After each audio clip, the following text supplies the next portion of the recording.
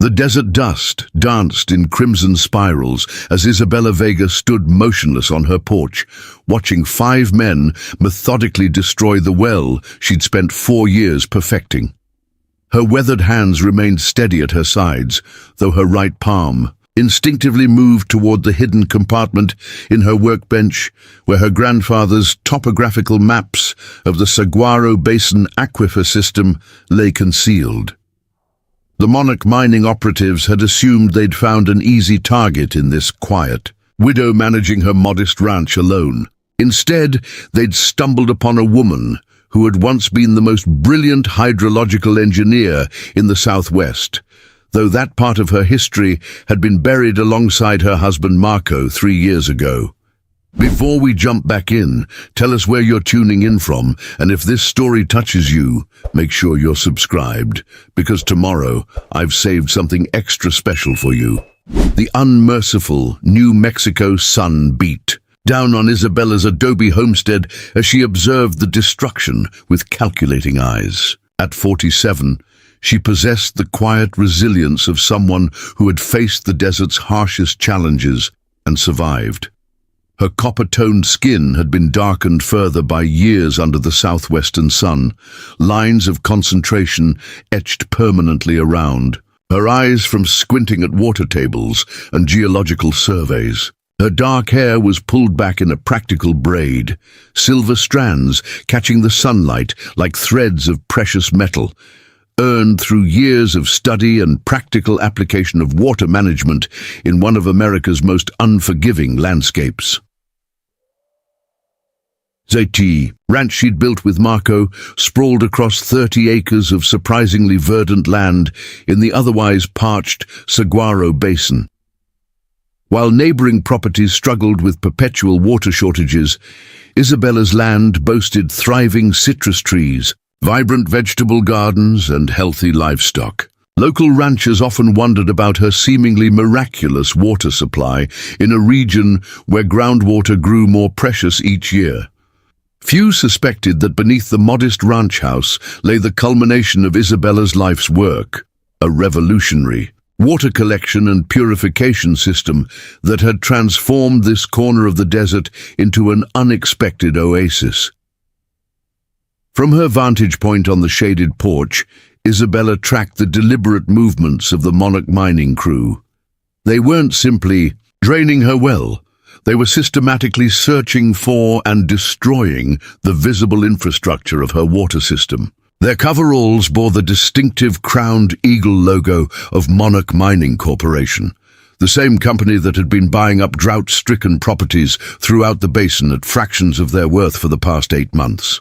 The same company whose representatives she had turned away 3 times, declining increasingly generous offers for her seemingly unremarkable ranch. "Ma'am, this well's been condemned by county water management," called out the crew foreman, a broad-shouldered man with a clipboard and insincere smile. "Unauthorized groundwater extraction.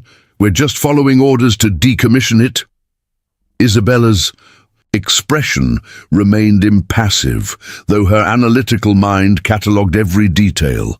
The lack of official county vehicles, the absence of proper documentation, the strategic positioning of men around her property rather than focused solely on the well.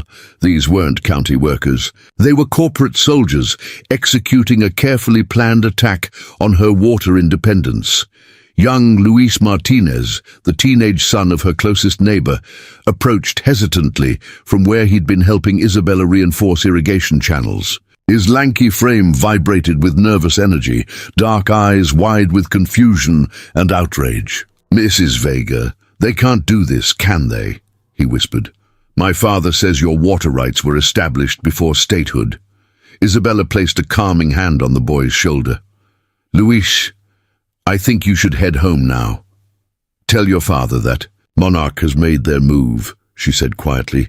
"Take the arroyo path behind the greenhouse. It's quicker." As Luis reluctantly retreated, Isabella stepped forward into the punishing sunlight, her practical work clothes, denim and a light linen shirt, marking her as a simple rancher rather than the woman who had once presented revolutionary water reclamation designs to the United Nations. The well that Monarch's men were destroying was merely the visible portion of a system that extended far deeper than they could imagine, both physically and conceptually. "Your county paperwork, please," Isabella requested, her voice carrying the even confidence of someone accustomed to navigating bureaucracy. The foreman produced a document with suspicious efficiency, holding it just far enough away to prevent careful examination. "Everything's in order, Mrs. Vega, signed by Commissioner Banks himself." Isabella nodded slightly, having expected this. Commissioner Banks had been appointed 3 months after Monarch established their regional headquarters in Santa Rosa County. His signature now appeared on countless permits, benefiting the mining corporation's expanding operations. "And the environmental impact assessment?" she inquired calmly. "Since this well connects to the Saguaro Basin aquifer, federal regulations require a separate evaluation before decommissioning." The foreman's confident smile faltered momentarily.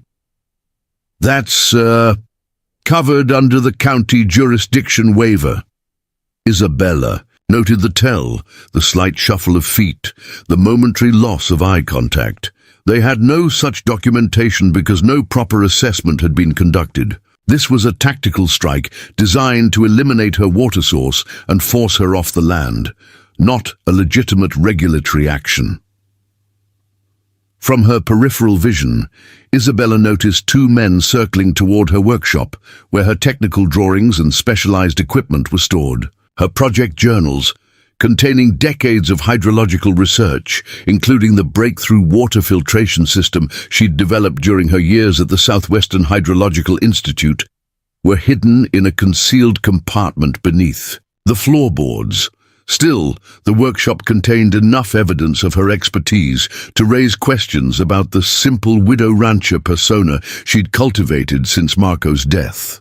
"Your men seem very interested in my workshop," Isabella observed.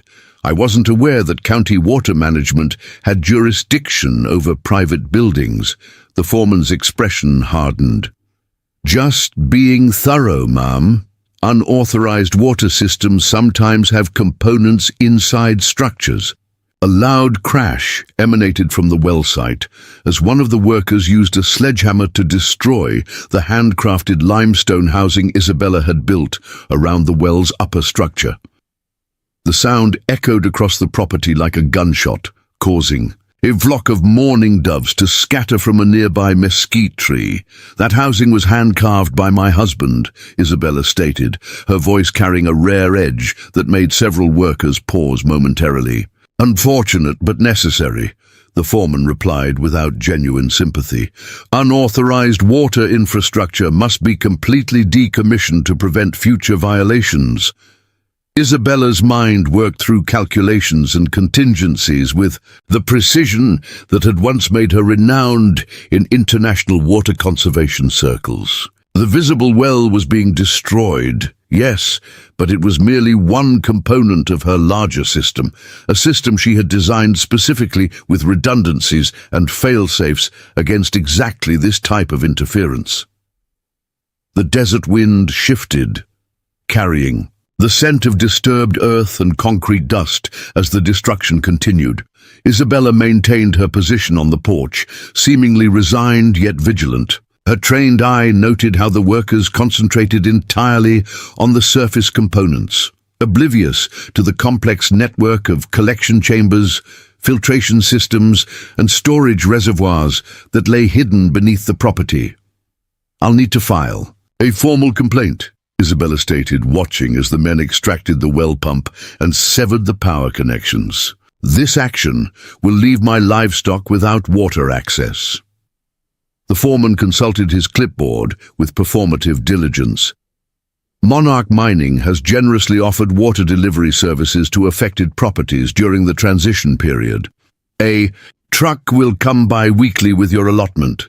He handed her a business card. "Call this number to arrange delivery.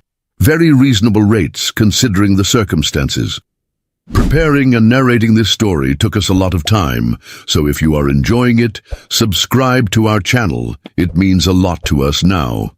Back to the story. Isabella accepted the card without comment, though she immediately understood the strategy: create dependency on monarch-controlled water, charge increasingly exorbitant rates, and eventually force residents to sell when they could no longer afford the artificially inflated costs. It was a tactic she had seen deployed by resource extraction companies throughout the developing world during her previous career. As the afternoon wore on, the destruction of her visible water system continued with methodical efficiency. The well housing was reduced to rubble, the pump mechanism confiscated, and the upper portion of the well shaft filled with quick-setting concrete to prevent unauthorized reactivation. Throughout the process, Isabella maintained a careful facade of resigned acceptance while her mind documented every action, cataloging the extent of their knowledge and, more importantly, what they had missed. By late afternoon, the foreman approached her again, wiping sweat from his sunburned face. "We're just about finished, Mrs. Vega. The decommissioning is complete." His tone carried the false sympathy of someone delivering calculated bad news. "I should mention that Monarch's property acquisition offer remains open. Given your water situation, you might want to reconsider. These dry conditions aren't forecasted to improve anytime soon." The sun hung low on the horizon, casting long shadows across Isabella's property. In the distance, dust rose from the approach of vehicles along the county road, 3 trucks moving with purpose toward her land. "That won't be necessary," Isabella replied evenly. "My family has weathered droughts before."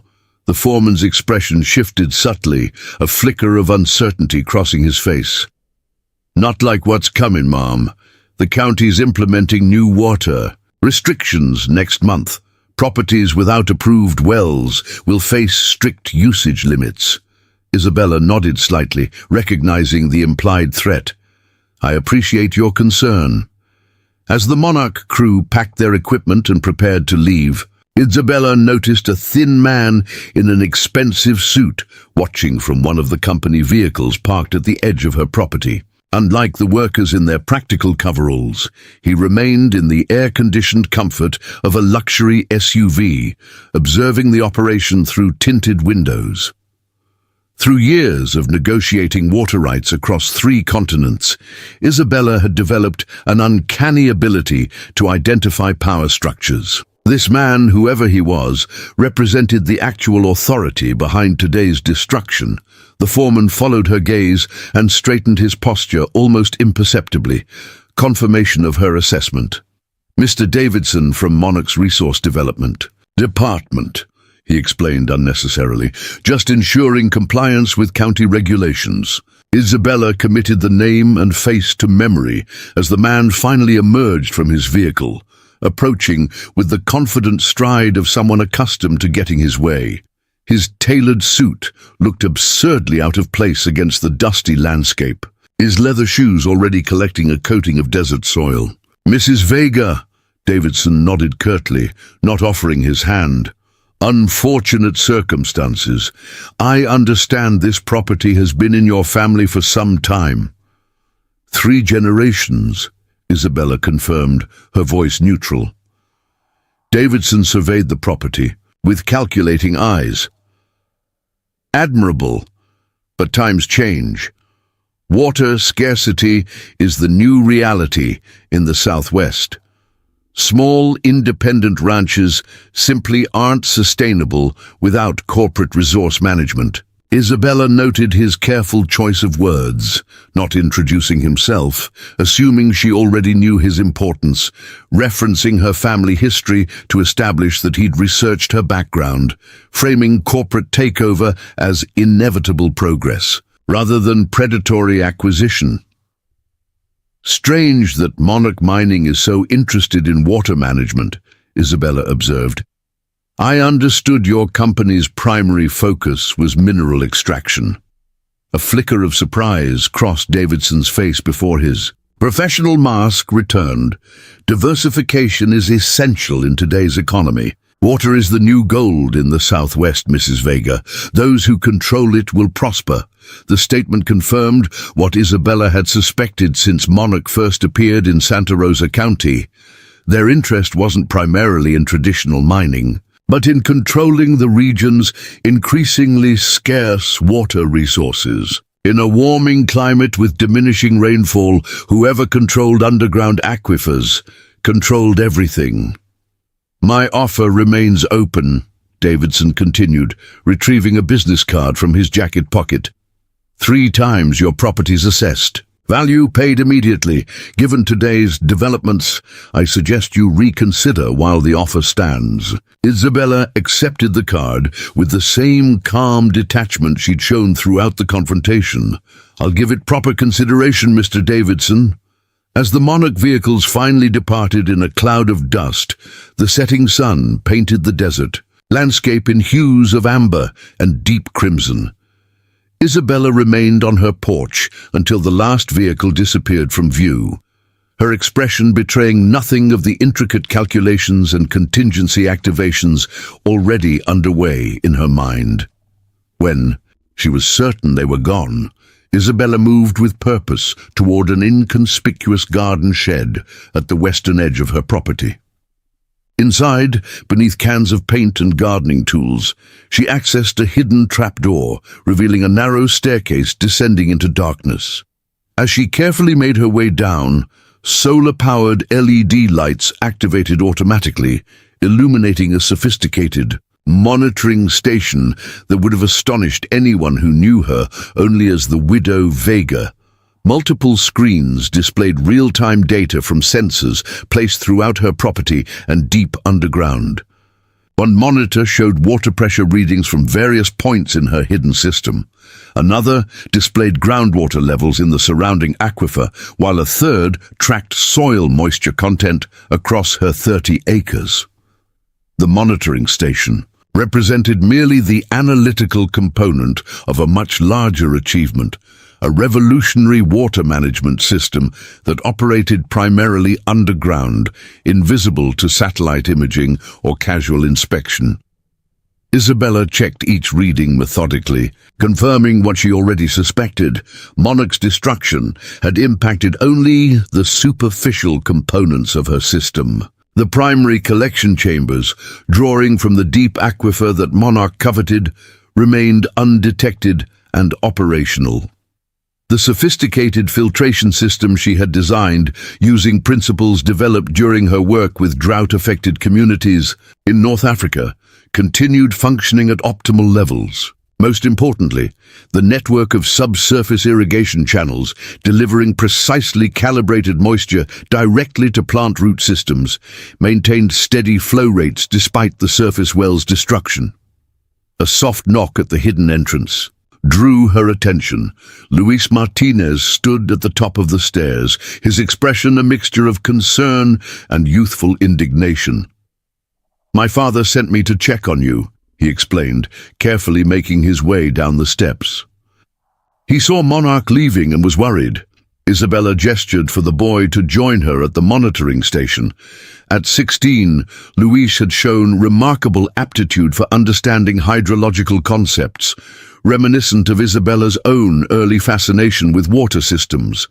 Since Marco's death, she had cautiously shared certain aspects of her knowledge with the curious teenager, recognizing in him the same passion for problem-solving that had driven her own career. "They destroyed the well," Luis observed, anger evident in his voice. "They destroyed a well," Isabella corrected gently, pointing to a schematic displayed on one of the screens. One visible component in a much larger system. Luis studied the diagram, understanding dawning in his expression. "The secondary uptake chambers are still operational." Isabella nodded, allowing herself a small smile. The first since Monarch's arrival that morning. "What you're seeing, Luis, is the difference between appearing defeated and being defeated. Sometimes allowing your adversary to believe they've won creates the opportunity for more effective countermeasures." The boy's brow furrowed as he processed this concept. But your ranch still needs water without the main well. Isabella activated another screen, revealing a detailed three-dimensional map of the underground components of her water system. The complexity of the design was breathtaking.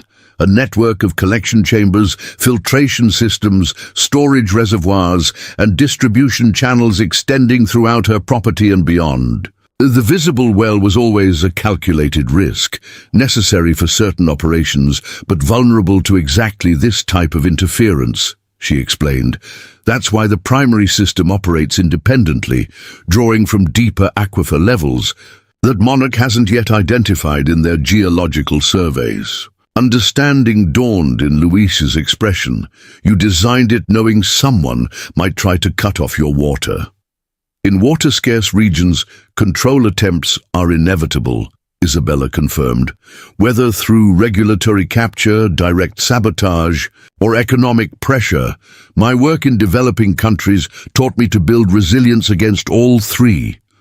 She typed a command into the system, activating a protocol labeled Secondary Distribution Phase. On another screen, a satellite view of her property highlighted multiple inconspicuous access points where the hidden system could be manually accessed if necessary.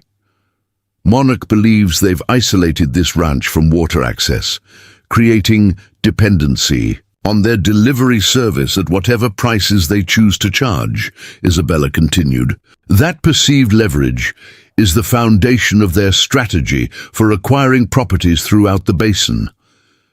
Luis leaned closer to the monitoring screens, his natural intelligence grasping the implications. But if your system still works without the visible well, then their leverage disappears, Isabella confirmed. And more importantly, their understanding of the local hydrology is proven incomplete.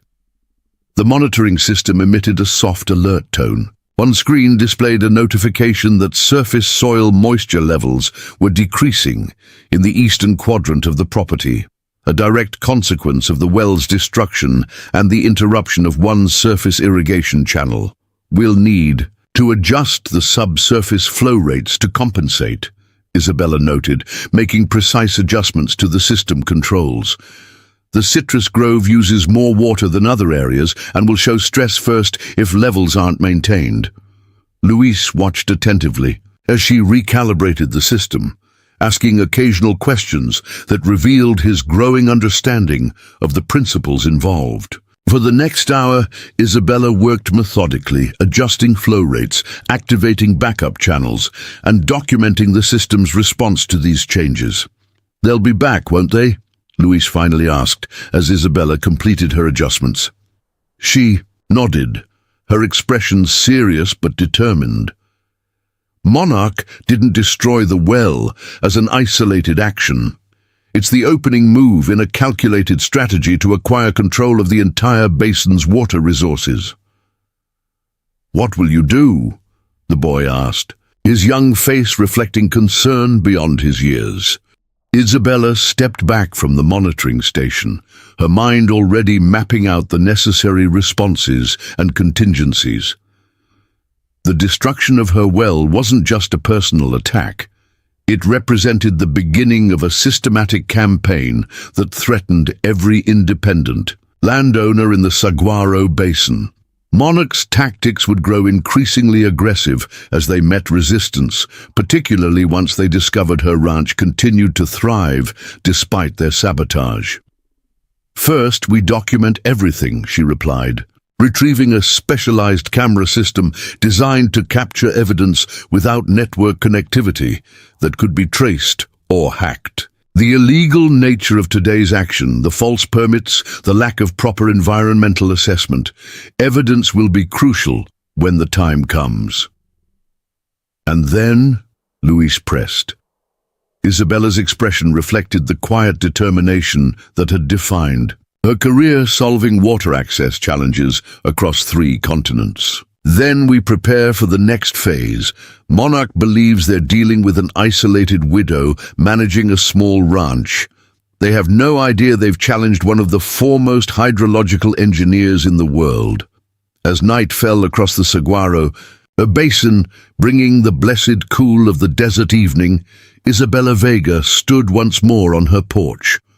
To casual observation, her property showed the first signs of water stress, dust accumulating where irrigation had ceased, the surface soil already drying in the areas visible from the main road. The perfect picture of a ranch beginning to suffer after losing its primary water source.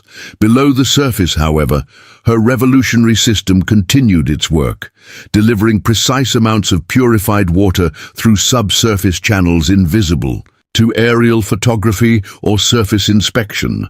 The garden would show strategic stress in highly visible areas while maintaining critical hydration to root systems. The livestock would continue receiving water through concealed delivery systems that mimicked natural springs. In challenging Isabella Vega, Monarch Mining had made a fundamental miscalculation, one that would ultimately threaten their entire operation in the Saguaro Basin. They had destroyed a well, believing it would break her resistance. Instead, they had activated a contingency plan years in the making, designed by a woman whose understanding of water systems extended far beyond their corporate geologist's comprehension. The stars emerged in the clear desert sky as Isabella reviewed her plans for the coming confrontation. Tomorrow, she would begin reaching out to neighbors who had also faced Monarch's pressure tactics. The day after, she would activate monitoring stations on adjacent properties to document the company's impact on the shared aquifer.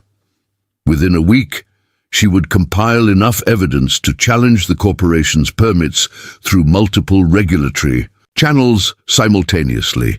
The desert wind carried the scent of sage and dry earth as Isabella Vega prepared for a battle that would determine the future of water rights throughout the region. Monarch had sabotaged her well, believing they had stripped her of power and independence. They would soon discover that, like the desert itself, Isabella's true strength remained hidden beneath the surface, waiting for the right moment to emerge. Dawn broke over the Saguaro Basin in a blaze of coral and gold as Isabella Vega completed her inspection of the hidden monitoring stations positioned throughout her property. The night had provided crucial hours to implement adjustments to her subsurface water system, redirecting flow to compensate for the damaged well. Now, as first light revealed the full extent of Monarch's destruction, she catalogued the visible evidence methodically: concrete filling the main shaft, destroyed pumping equipment, severed power connections, and the crushed limestone housing that had been Marco's final gift to her. The sabotage had been thorough, but ultimately superficial, focusing exclusively on components visible from the surface. Isabella permitted herself a moment of grim satisfaction as she reviewed readings from the subterranean sensors. Water pressure remained stable in the primary collection chambers, and the sophisticated filtration system continued operating at 97% efficiency despite the previous day's disruption. More importantly, soil moisture levels in critical growing areas maintained optimal ranges, invisible to casual observation but vital for the ranch's survival. Isabella's attention shifted to movement along the county road as a dusty pickup truck approached her property. She recognized the vehicle immediately: Gloria Sandoval, owner of the neighboring alfalfa farm and the first local landowner to receive acquisition offers from Monarch Mining 6 months earlier. Gloria was a pragmatic third-generation farmer whose family had worked this land since before New Mexico achieved statehood. At 65, her weathered face carried the permanent tan of someone who had spent decades under the desert sun, her practical approach to agriculture informed by generations of hard-won knowledge. "They finally came for your water," Gloria observed, without preamble as she stepped from her truck, eyes immediately assessing the destroyed well. "Luis told Ramon last night. My boy called me immediately." Isabella nodded, unsurprised that news had traveled quickly through the tight-knit community. "Falsified county permits, Commissioner Banks's signature." Gloria's expression hardened. Banks wouldn't recognize a water regulation if he drowned in it. That man's been in Monarch's pocket since they arrived. She studied the concrete-filled well shaft with practiced eyes. They're getting bolder, started with regulatory harassment, moved to pressuring the bank about loans, now direct sabotage. How many others? Isabella asked, already calculating. The pattern of Monarch's approach. Martinez's family last week, their irrigation pump mysteriously malfunctioned after they declined Monarch's third offer. Jimenez Place had their power cut during critical watering days, blamed on infrastructure updates. Rodriguez's family found their access road suddenly closed for emergency repairs right when they needed to move equipment. Gloria counted off, on calloused fingers. All properties with established water rights, all recently refusing Monarch's offers.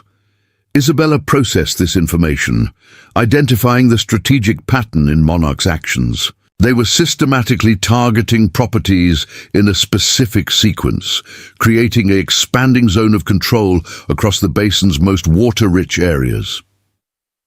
"You should see this," Isabella said, leading Gloria toward the eastern edge of her property where a discreet solar-powered monitoring station was partially concealed among barrel cacti. She entered a sequence of commands on its weather-resistant keypad, bringing up a detailed hydrological map of the basin. Gloria leaned closer, her experienced farmer's eye immediately grasping the significance of the data. These readings can't be right. The aquifer levels in Section 14 have dropped almost 12 feet in 2 months. The readings are accurate, Isabella confirmed. I've been tracking the anomaly since it began. The drawdown rate exceeds anything explicable by natural factors or permitted agricultural use. Understanding dawned in Gloria's expression. Monarch's already pumping water somewhere. Isabella nodded, adjusting the display to show a broader view of the aquifer system. Their permitted exploratory drilling in the eastern quadrant supposedly ended 3 months ago. These readings suggest they've established high-volume extraction operations outside their approved zones. Illegal pumping, Gloria concluded, her voice hardening. While they pressure us to sell, they're already stealing what lies beneath our land. She straightened, arthritis momentarily forgotten in her indignation. We need to take this to the Water Conservation Board immediately. The board that Commissioner Banks now chairs, Isabella countered gently, with 3 of 7 members recently appointed with Monarch's endorsement. Gloria's shoulders sagged slightly, the familiar resignation of a small landowner facing entrenched corporate power. What chance do we have then? They control the regulatory bodies. They're buying the judges with community investment projects, and now they're destroying infrastructure with impunity. Isabella contemplated the basin spread before them, morning light illuminating the patchwork of family farms and ranches that had formed this community for generations. These weren't merely properties to be acquired, but living legacies of agricultural innovation and adaptation in one of America's most challenging growing environments. They expect isolated resistance they can overcome individually. Isabella observed, her analytical mind already formulating a coordinated response. Each property targeted separately, each landowner fighting alone against overwhelming resources. Gloria studied her with newfound attention. You sound like someone who's seen this strategy before. Isabella hesitated briefly before responding. Since Marco's death, she had carefully maintained her identity as simply the widow Vega, a rancher's wife carrying on his legacy. Few locals knew about her previous career designing water access systems across 3 continents, or her groundbreaking work on aquifer rehabilitation in drought-stricken regions. Before I married Marco, I worked in water resource management. She acknowledged, deliberately understating her expertise. I've seen how resource extraction companies operate in vulnerable communities. Gloria's eyes narrowed slightly. Water resource management, she repeated slowly. That explains a few things. Always wondered how this place stayed so green when the rest of us struggle through dry seasons. She gestured toward Isabella's thriving. Citrus trees visible in the distance. Those trees should be showing stress already with your well destroyed. Yet they look untouched. Isabella recognized the moment of decision before her. Maintaining her cover as a simple rancher meant limiting her ability to organize effective resistance. Revealing her true expertise risked unwanted attention, but opened possibilities for coordinated community action. "There's something you should see," Isabella said finally, leading Gloria toward the inconspicuous garden shed that concealed the entrance to her monitoring station. As they descended the narrow stairs, Gloria's expression transformed from curiosity to astonishment as the sophisticated command center came into view. Multiple screens displayed real-time data from throughout the basin. Complex hydrological models ran continuous simulations, and specialized equipment monitored water quality. Parameters with laboratory precision. "Dios mío," Gloria whispered, taking in the technology that would look more at home in a university research facility than beneath a modest ranch house. "What is all this?"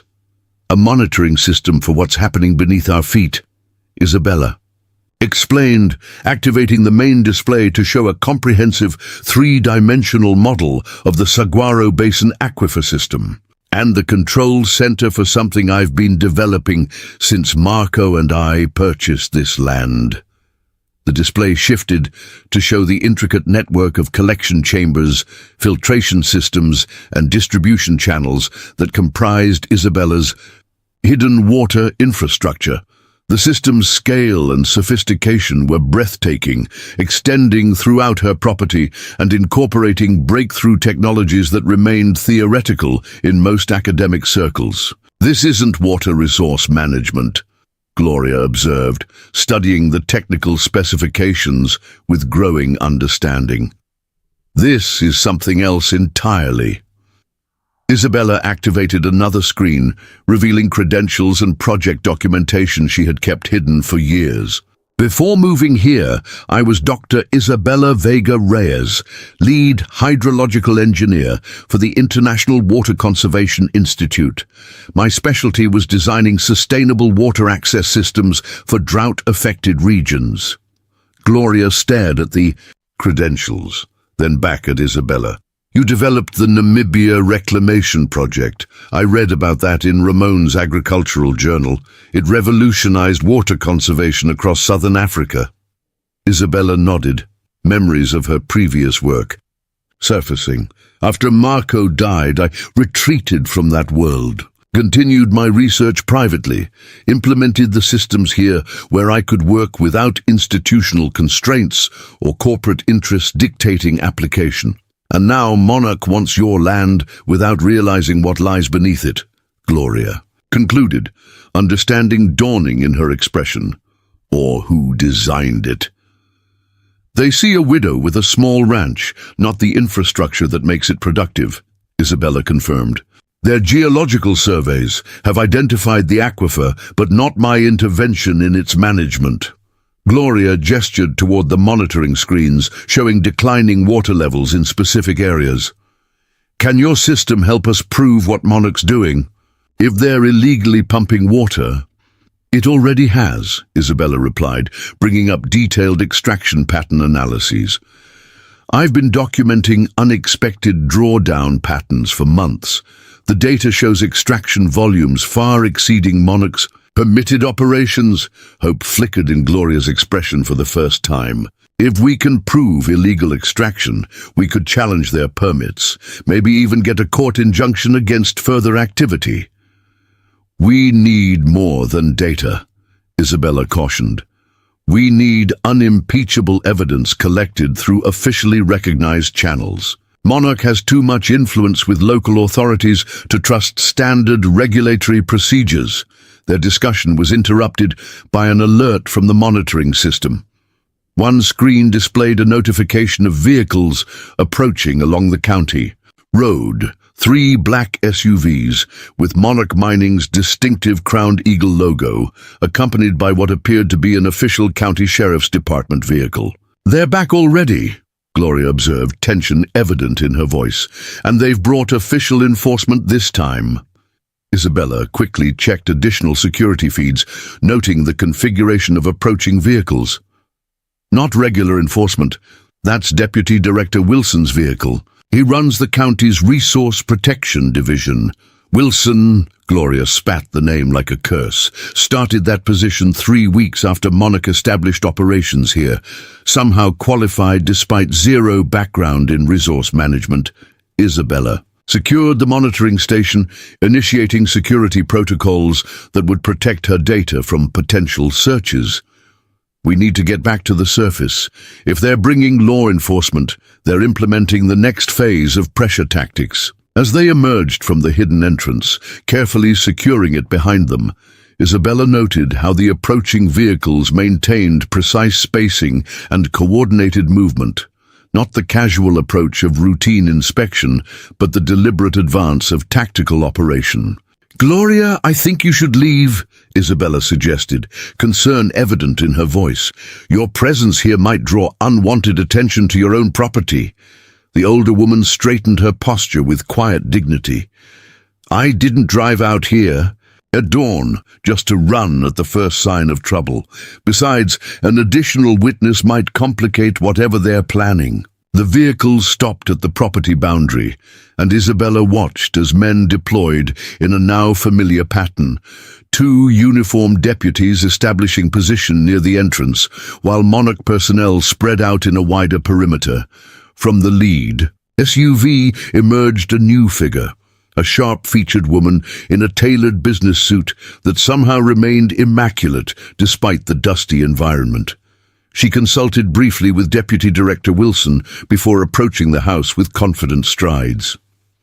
"Dr. Vega Reyes," the woman called out, using Isabella's professional name rather than her married name, a calculated move demonstrating unexpected knowledge of her background. "I'm Catherine Reynosa, Senior Resource Director for Monarch Mining Corporation. I believe we have matters of mutual interest to discuss." Isabella felt a cold certainty settle over her. This wasn't a follow-up to yesterday's well destruction. This was an entirely new level of engagement. Monarch had identified her true background and was adjusting their approach accordingly. "I prefer Mrs. Vega now," Isabella replied evenly, stepping forward to meet the corporate representative at a neutral point between the house and vehicles.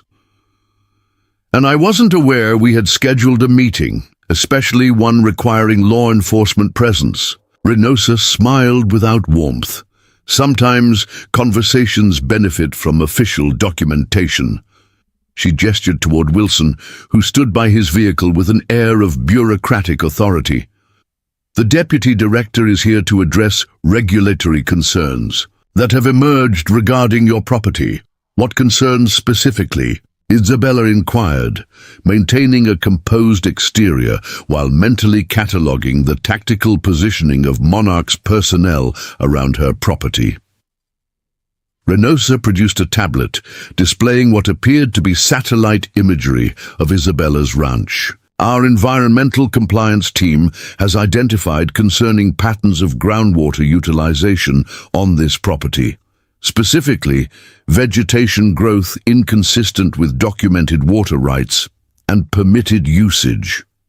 Isabella recognized the strategy immediately, using environmental regulations as weapons against the very landowners those regulations were designed to protect.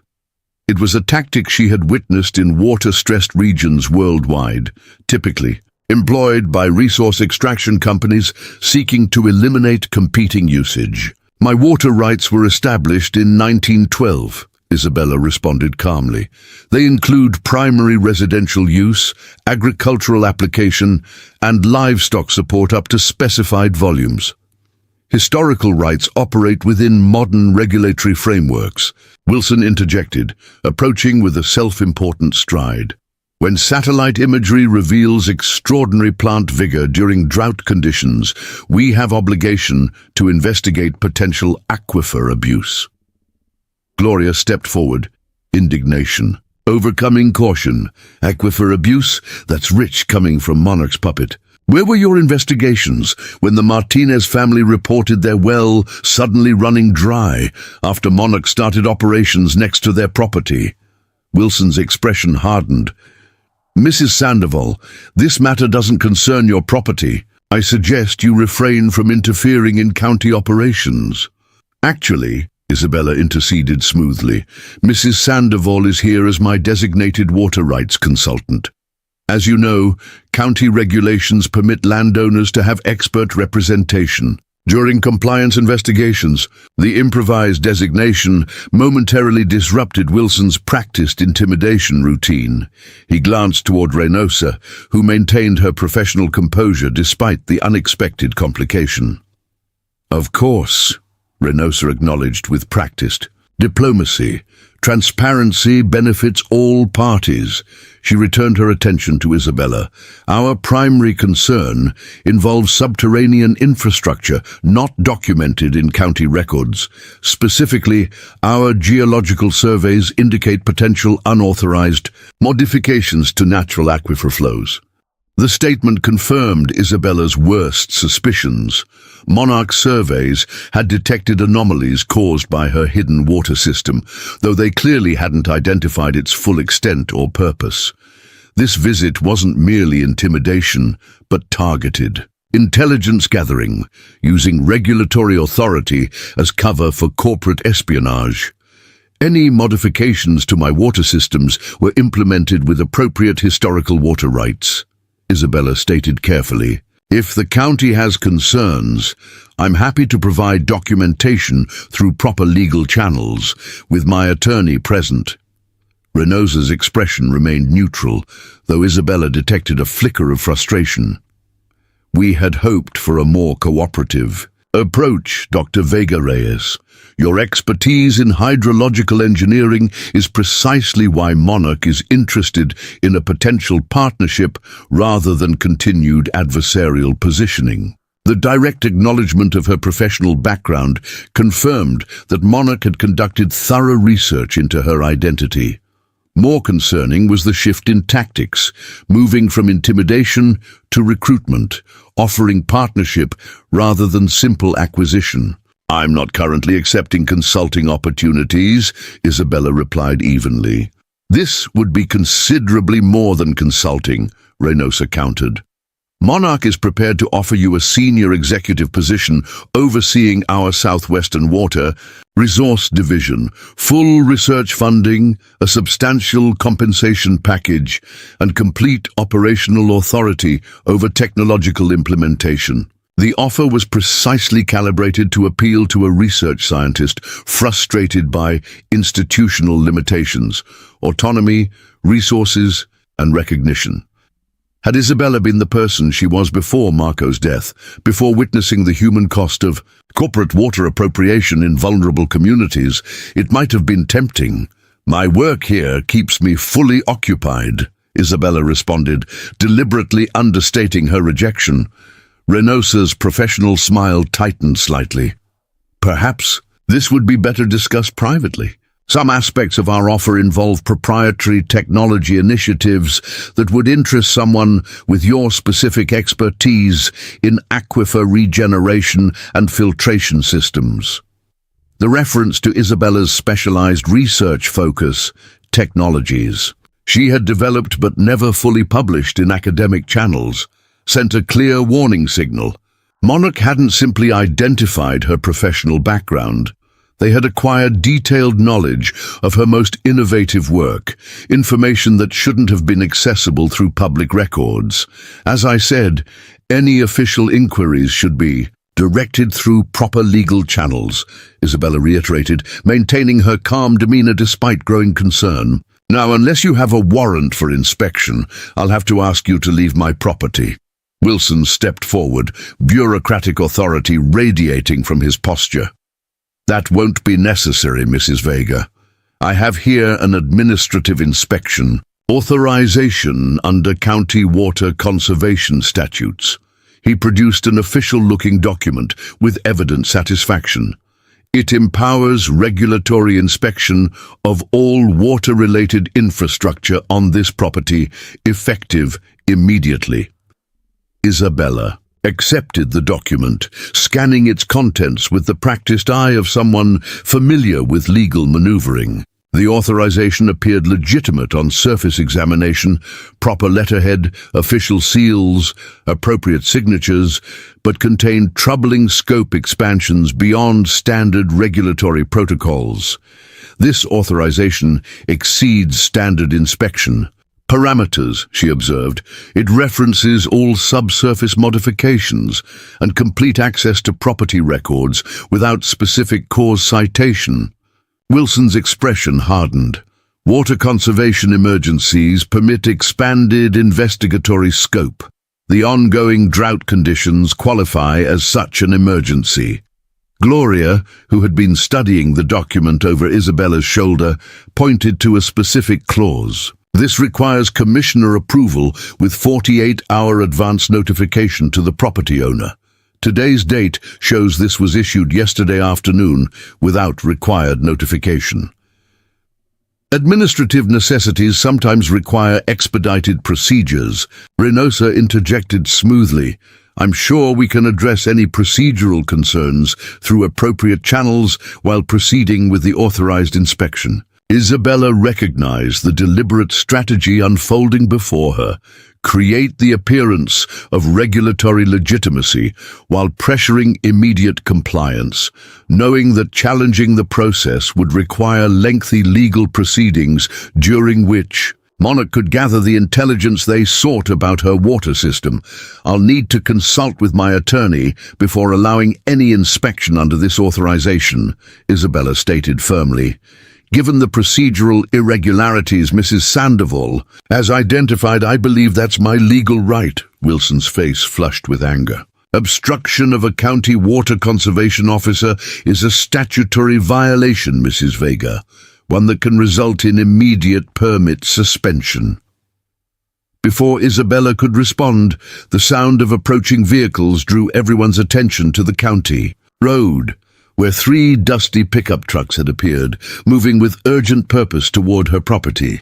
She recognized them immediately: the Martinez family's distinctive red Ford, Rodriguez's weather-beaten Dodge with its custom rack, and Judge Hernandez's vintage Chevrolet that he'd maintained meticulously for 30 years. Looks like we have additional witnesses to these proceedings, Gloria observed with evident satisfaction.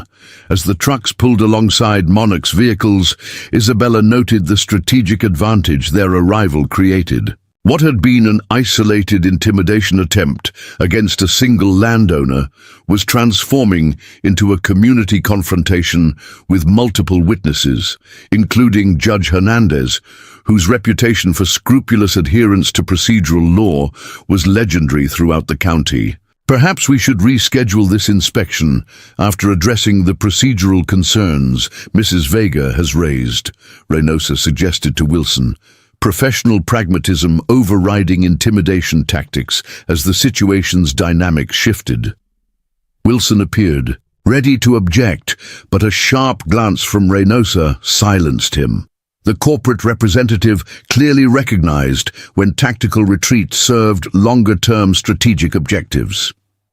We'll be in touch to reschedule, Mrs. Vega, Reynosa stated with professional courtesy that did nothing to mask the underlying threat. Monarch remains very interested in your property's unique characteristics. As Monarch's personnel returned to their vehicles, Isabella exchanged a meaningful glance with Gloria. Today's confrontation had confirmed critical intelligence. Monarch had identified her professional background and detected anomalies in her water system, but remained unaware of its full capabilities or extent. More concerning was their specific knowledge of her unpublished research, suggesting information sources that should have been inaccessible. Judge Hernandez approached as the Monarch vehicles departed, his dignified bearing reflecting decades of judicial authority. At 78, he remained one of the few county officials whose integrity had withstood Monarch's influence. Administrative inspection authorization without proper notification, he observed, having witnessed the exchange from his vehicle. Wilson continues to exceed his authority under corporate direction. Isabella nodded gratefully. Your timing was fortuitous, Judge. Not fortuitous at all, Hernandez replied. Gloria's son called Ramon Martinez, who contacted the Rodriguez family, who notified me that Monarch was attempting another irregular enforcement action. His eyes conveyed understanding beyond his words. This community has survived drought, economic hardship, and corporate pressure before. We recognize when neighbors need support. As her neighbors gathered around her, Isabella felt a profound shift in her perspective. For 3 years since Marco's death, she had maintained careful separation between her previous identity as Dr. Isabella Vega Reyes and her current life as the widow Vega, between her revolutionary water system and the community it could potentially serve. Today's events had demonstrated the unsustainability of that separation.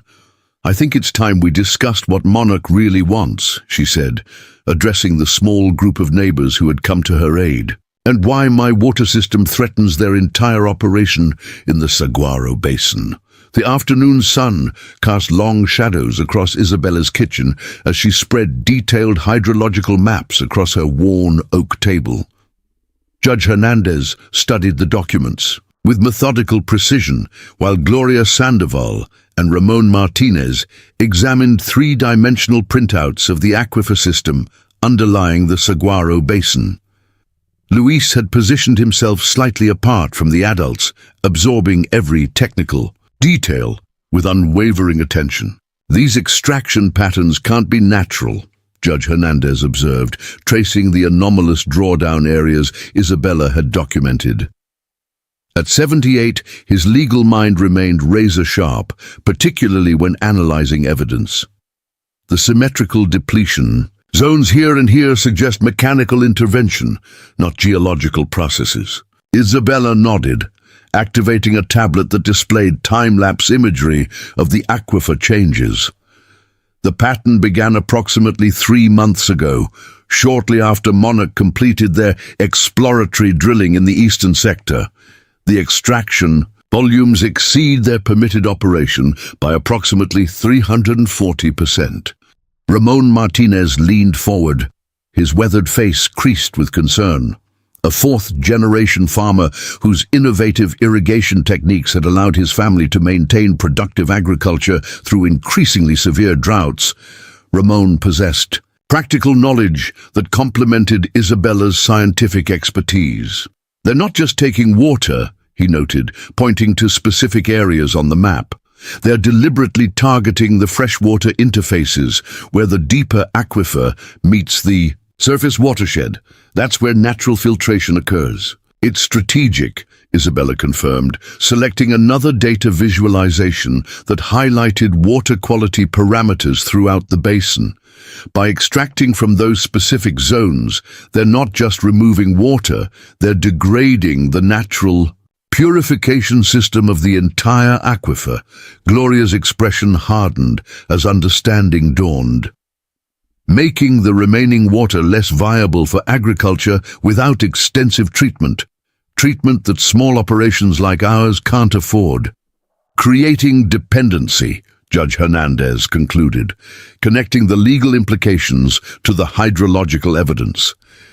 If independent farms can no longer access clean water through traditional wells, then Monarch's water delivery service becomes the only viable option. Isabella completed his thought. At whatever price they choose to charge. Luis, who had been silent until now, pointed to a particular area on the map, a section corresponding to Monarch's primary operational facility on the basin's eastern edge. What's happening here? The subsurface flows show unusual patterns. Isabella felt a surge of pride at the boy's perceptiveness. He had identified an anomaly that even experienced observers might have missed, a subtle but significant disruption in natural groundwater movement.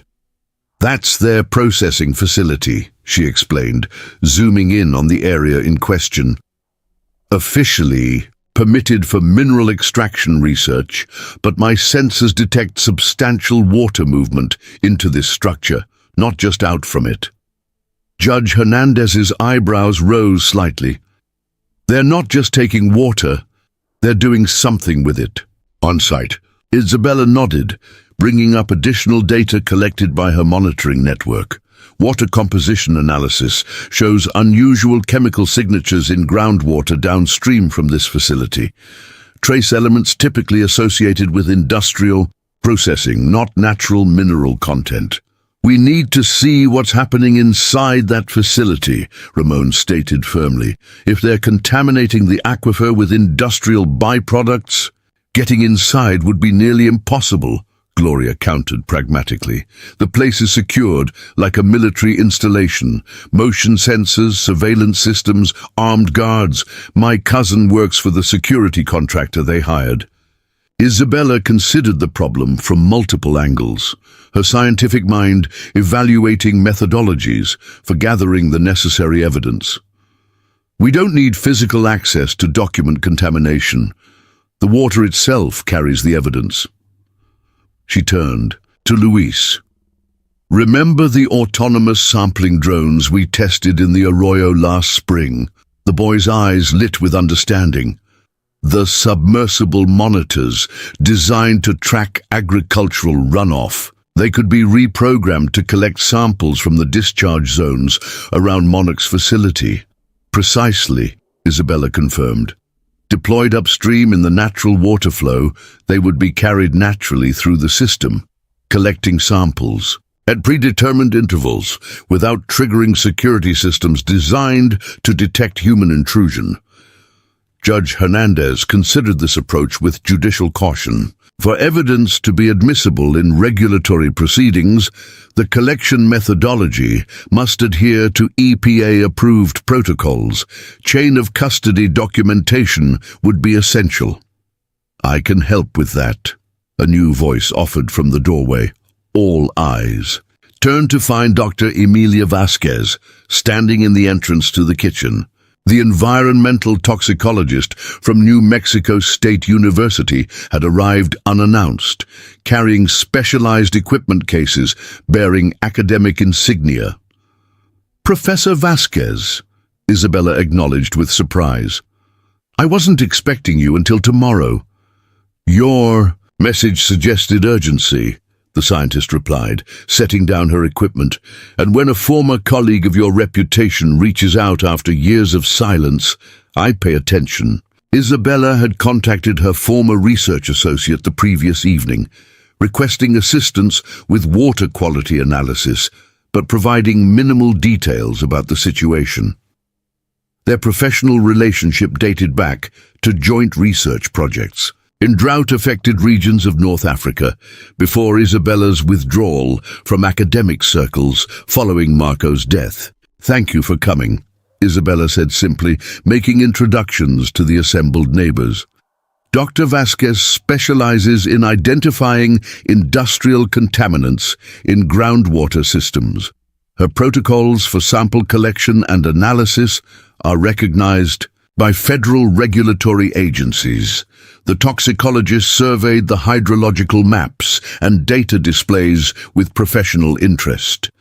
You've established quite the monitoring network here, Isabella, considerably more sophisticated than what most university programs maintain.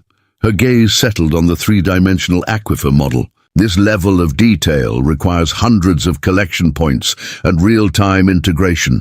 347 monitoring nodes throughout the basin, Isabella acknowledged. Installed gradually over the past 4 years, Dr. Vasquez raised an eyebrow. Without corporate or institutional backing, the equipment costs alone would be prohibitive. Marco and I invested everything we had in this land, Isabella replied, a shadow crossing her features. After his death, I repurposed my research focus, applied practical solutions rather than publishing theoretical papers. The toxicologist nodded, understanding the unspoken history between them. Isabella Vega Reyes had been on track to revolutionize water conservation technology before her abrupt disappearance from academic circles following her husband's death. A loss that had reverberated through the hydrological research community. "Well, your timing is fortuitous," Dr. Vasquez said, opening one of her equipment cases to reveal specialized analytical instruments. "I've been documenting increasing contamination patterns throughout the Southwest's major aquifers. Corporate extraction operations claiming mineral rights while primarily harvesting water is becoming distressingly common." Judge Hernandez straightened with interest. "You've encountered similar situations elsewhere? 3 documented cases in Arizona, 2 in Nevada, another developing in Eastern California," the toxicologist confirmed. "Resource extraction companies exploiting regulatory gaps between mineral rights and water rights. By the time traditional environmental monitoring detects the problem, aquifer damage is often irreversible." Isabella recognized the familiar pattern that had driven her original research: corporate exploitation of essential water resources, moving faster than regulatory frameworks could adapt. It was precisely why she had developed her monitoring system to function independently of institutional oversight. "What we need," Isabella stated, focusing the discussion, "is irrefutable evidence of Monarch's illegal extraction activities and any associated contamination, documented through protocols that will withstand legal challenges." Dr. Vasquez nodded briskly. "My university position provides access to certified testing methodologies and independent verification through EPA-registered laboratories. Combined with your monitoring network, we could establish baseline data and contamination patterns that would meet evidentiary standards." Judge Hernandez considered this with judicial precision. The regulatory framework requires material violations, not merely procedural inconsistencies. If Monarch has indeed exceeded permitted extraction volumes by over 300% while introducing industrial contaminants, they would face mandatory compliance review and potential operation suspension, Isabella completed, creating the legal opening for a formal aquifer protection injunction. Ramon Martinez, who'd been studying the extraction pattern data, looked up with sudden realization. The timeline matters. Monarch's application for expanded operations goes before the County Commission next Thursday. If they secure those permits before we present this evidence, they'll have grandfather provisions protecting their current activities, Gloria concluded grimly. And banks will ensure any enforcement actions are delayed indefinitely through administrative appeals. Isabella considered this critical deadline, mentally calculating required sampling density, analysis timeframes, and documentation procedures. 7 days to collect comprehensive evidence across multiple sites, perform certified analysis, and prepare formal documentation. An ambitious timeline, Dr. Vasquez acknowledged, but not impossible with your existing sensor network. The autonomous collection drones Luis mentioned could accelerate the process considerably. Isabella turned to the assembled neighbors, recognizing that the technical plan required community support to implement successfully. "We'll need coordinated access to sampling sites throughout the basin, some on private property, others in areas Monarch now monitors. The community will help," Gloria stated with certainty. "Everyone has witnessed Monarch's tactics. They're just waiting for someone to organize effective resistance." Ramon nodded in agreement. "My cousins in the eastern sector can provide access through the back canyons. Monarch security focuses on road access points, not the old cattle trails. The Rodriguez family controls 3 critical access points near the processing facility," Judge Hernandez added, "and they've faced similar pressure tactics since declining Monarch's 3rd generous offer last month." As the group developed, A coordinated sampling strategy.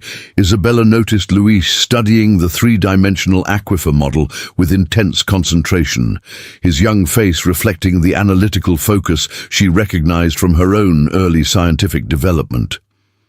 "You've identified something?" she inquired, moving to his side.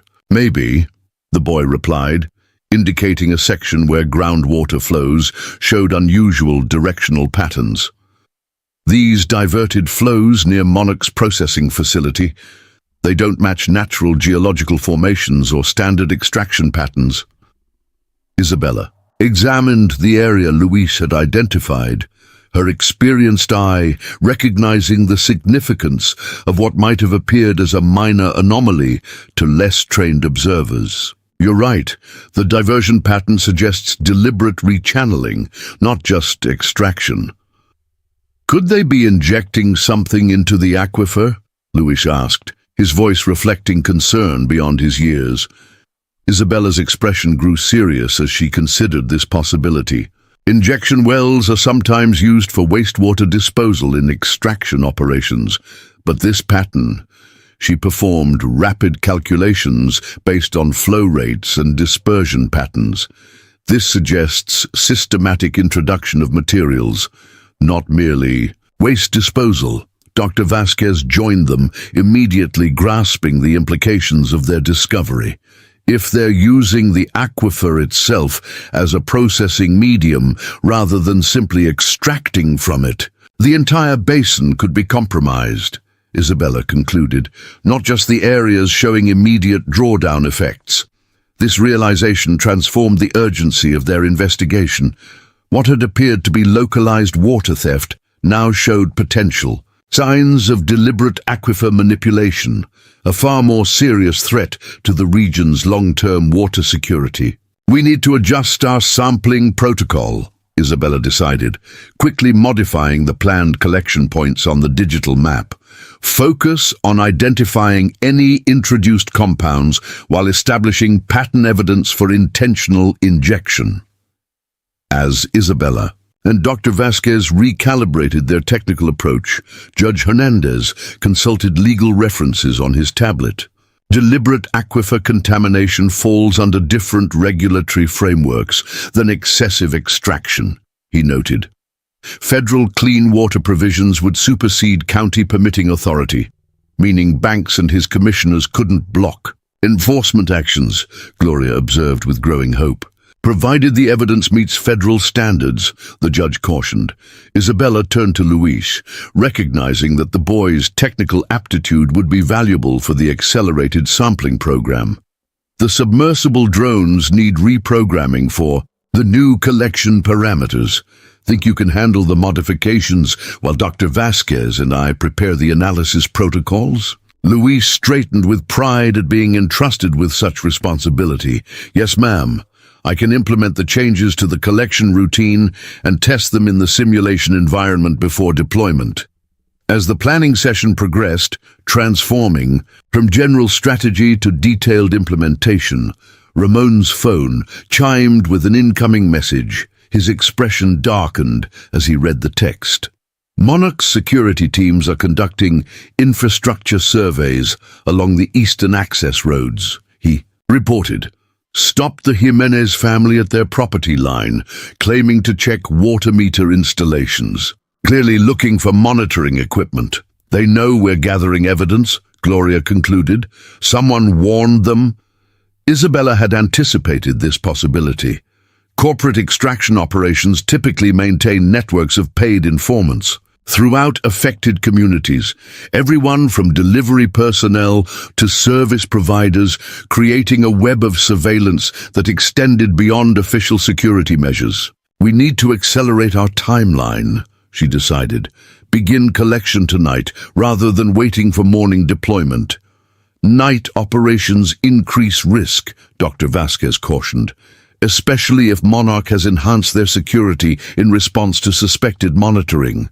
Isabella moved to a weathered filing cabinet in the corner of her kitchen, retrieving specialized topographical maps of the basin that showed features not present on standard surveys.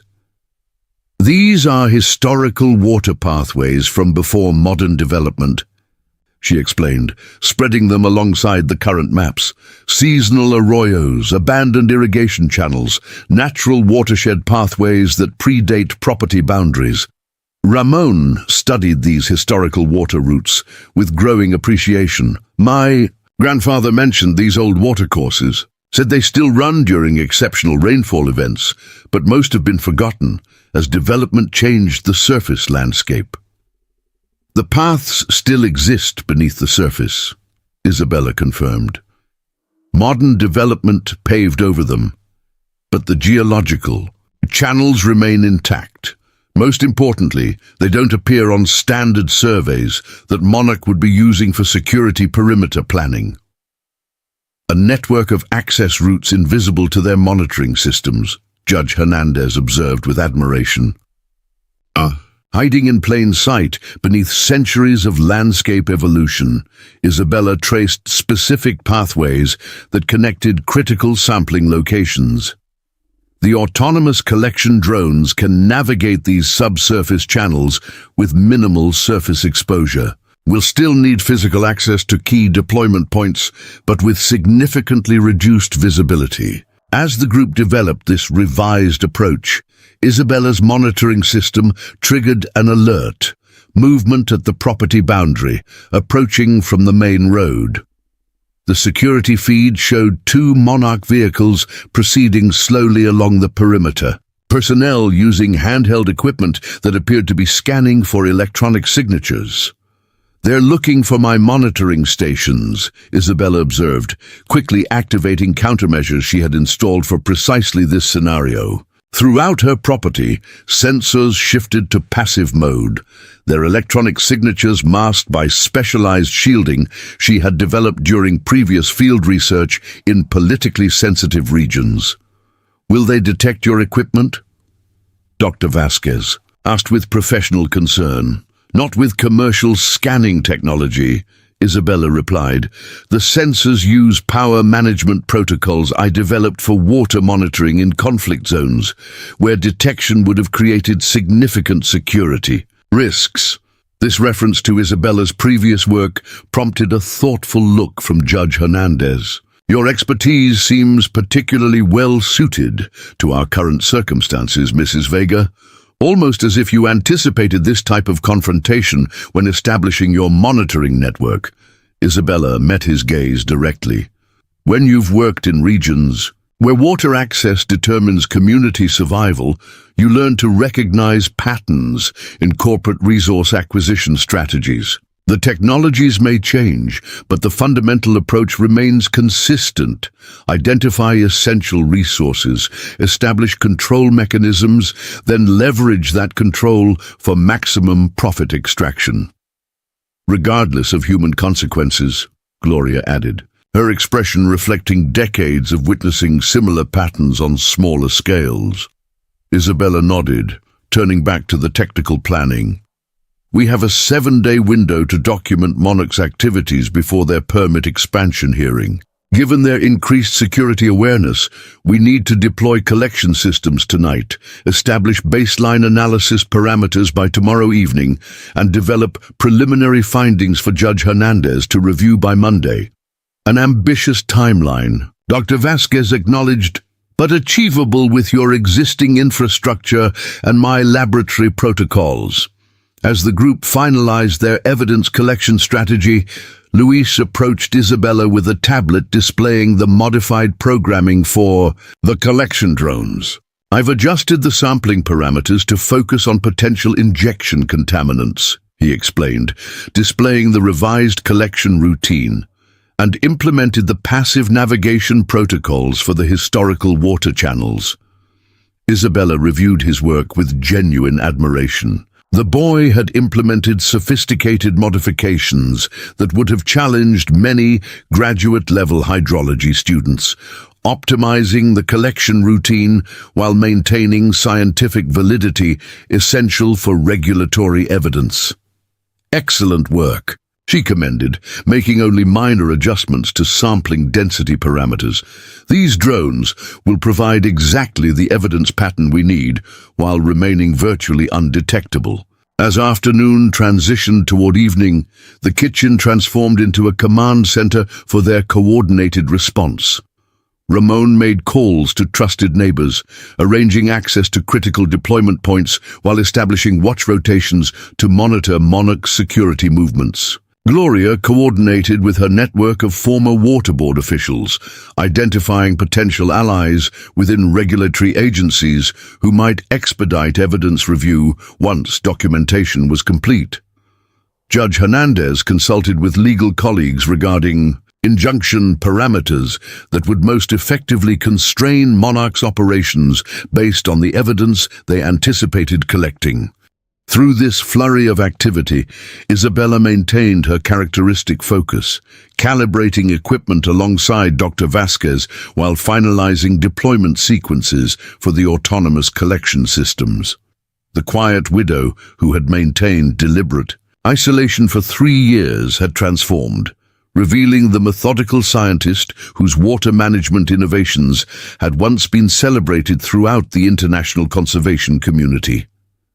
As dusk approached, Isabella led the group to her workshop, where specialized equipment had been prepared for evening deployment. The autonomous collection drones, each approximately the size of a small dinner plate, featured advanced propulsion systems that mimicked natural water movement, specialized collection chambers for water sampling, and sophisticated navigation. Systems that operated independently of satellite positioning that Monarch might monitor.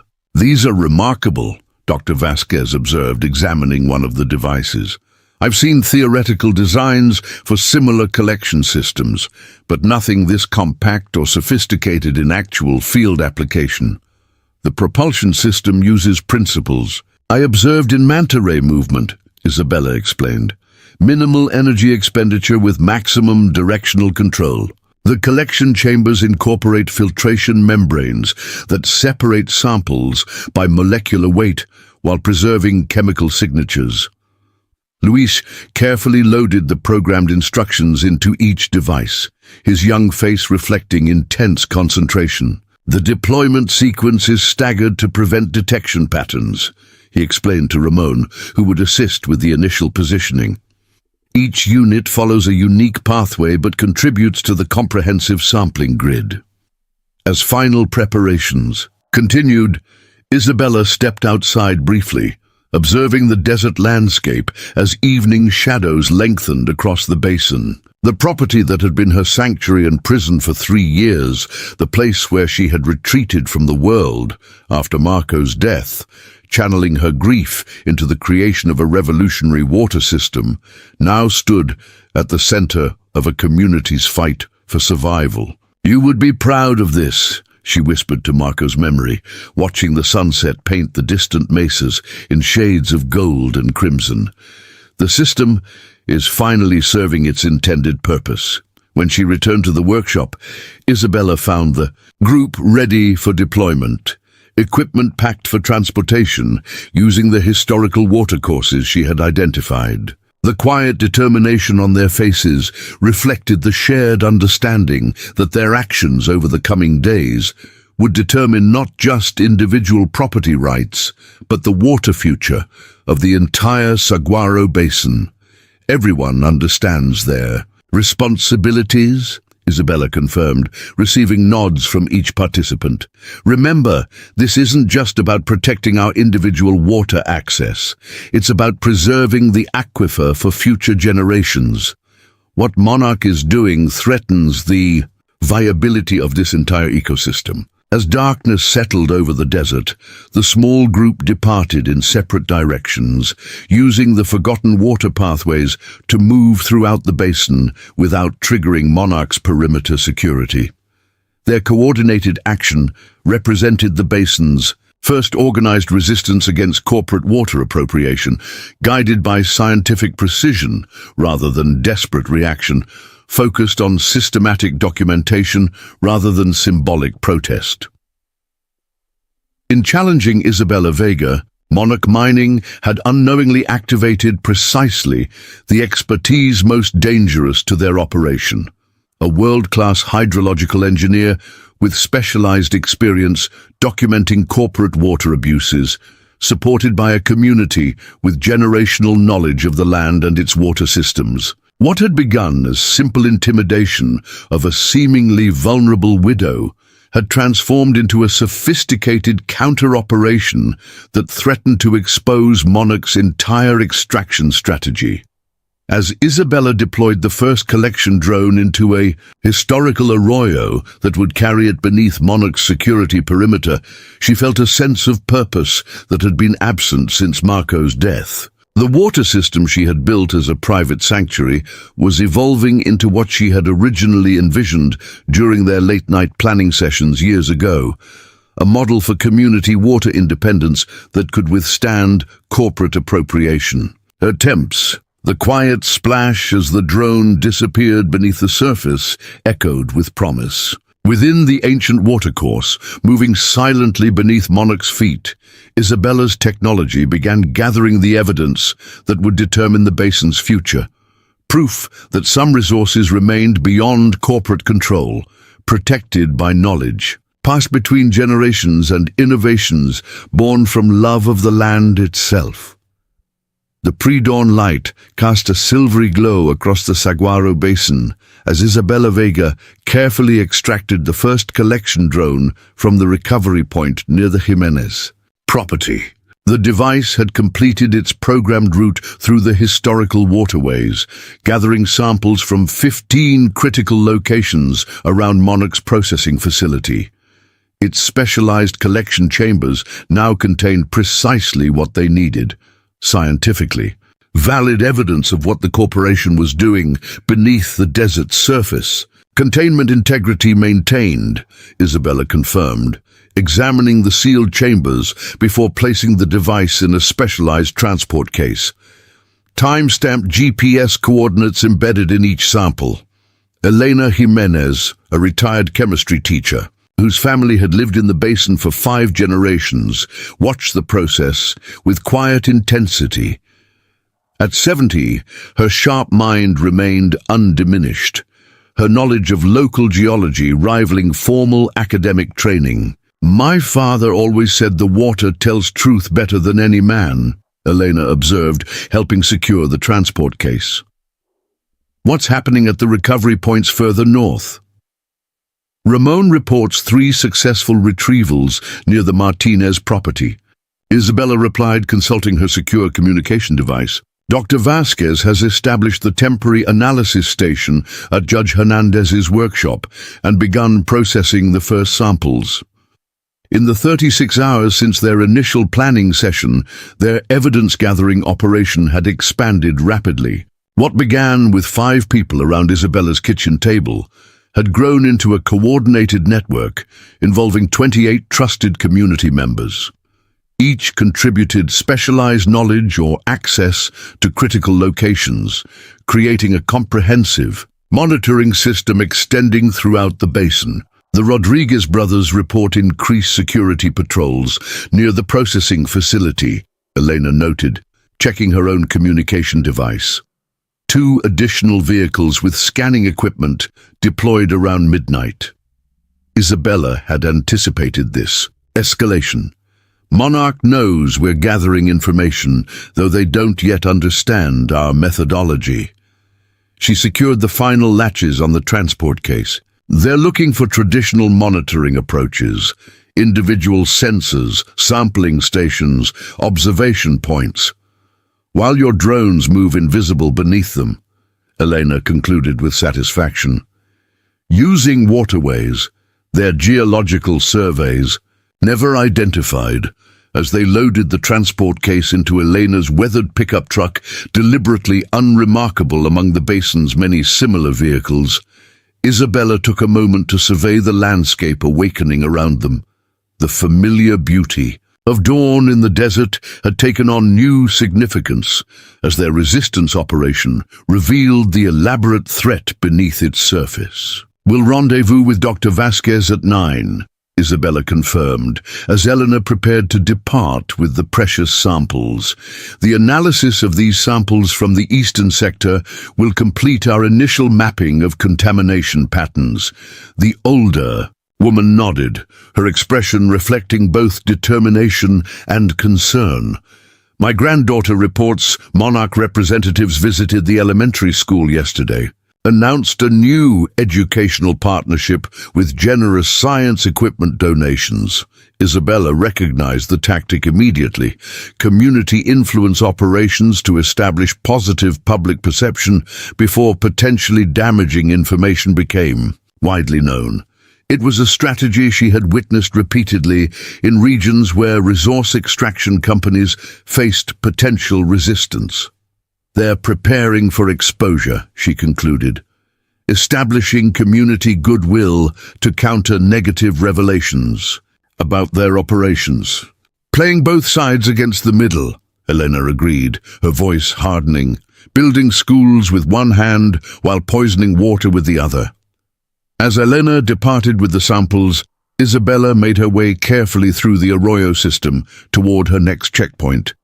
The network of dry washes and seasonal waterways provided ideal concealment for movement throughout the basin, pathways invisible to satellite surveillance and unfamiliar to Monarch's security personnel.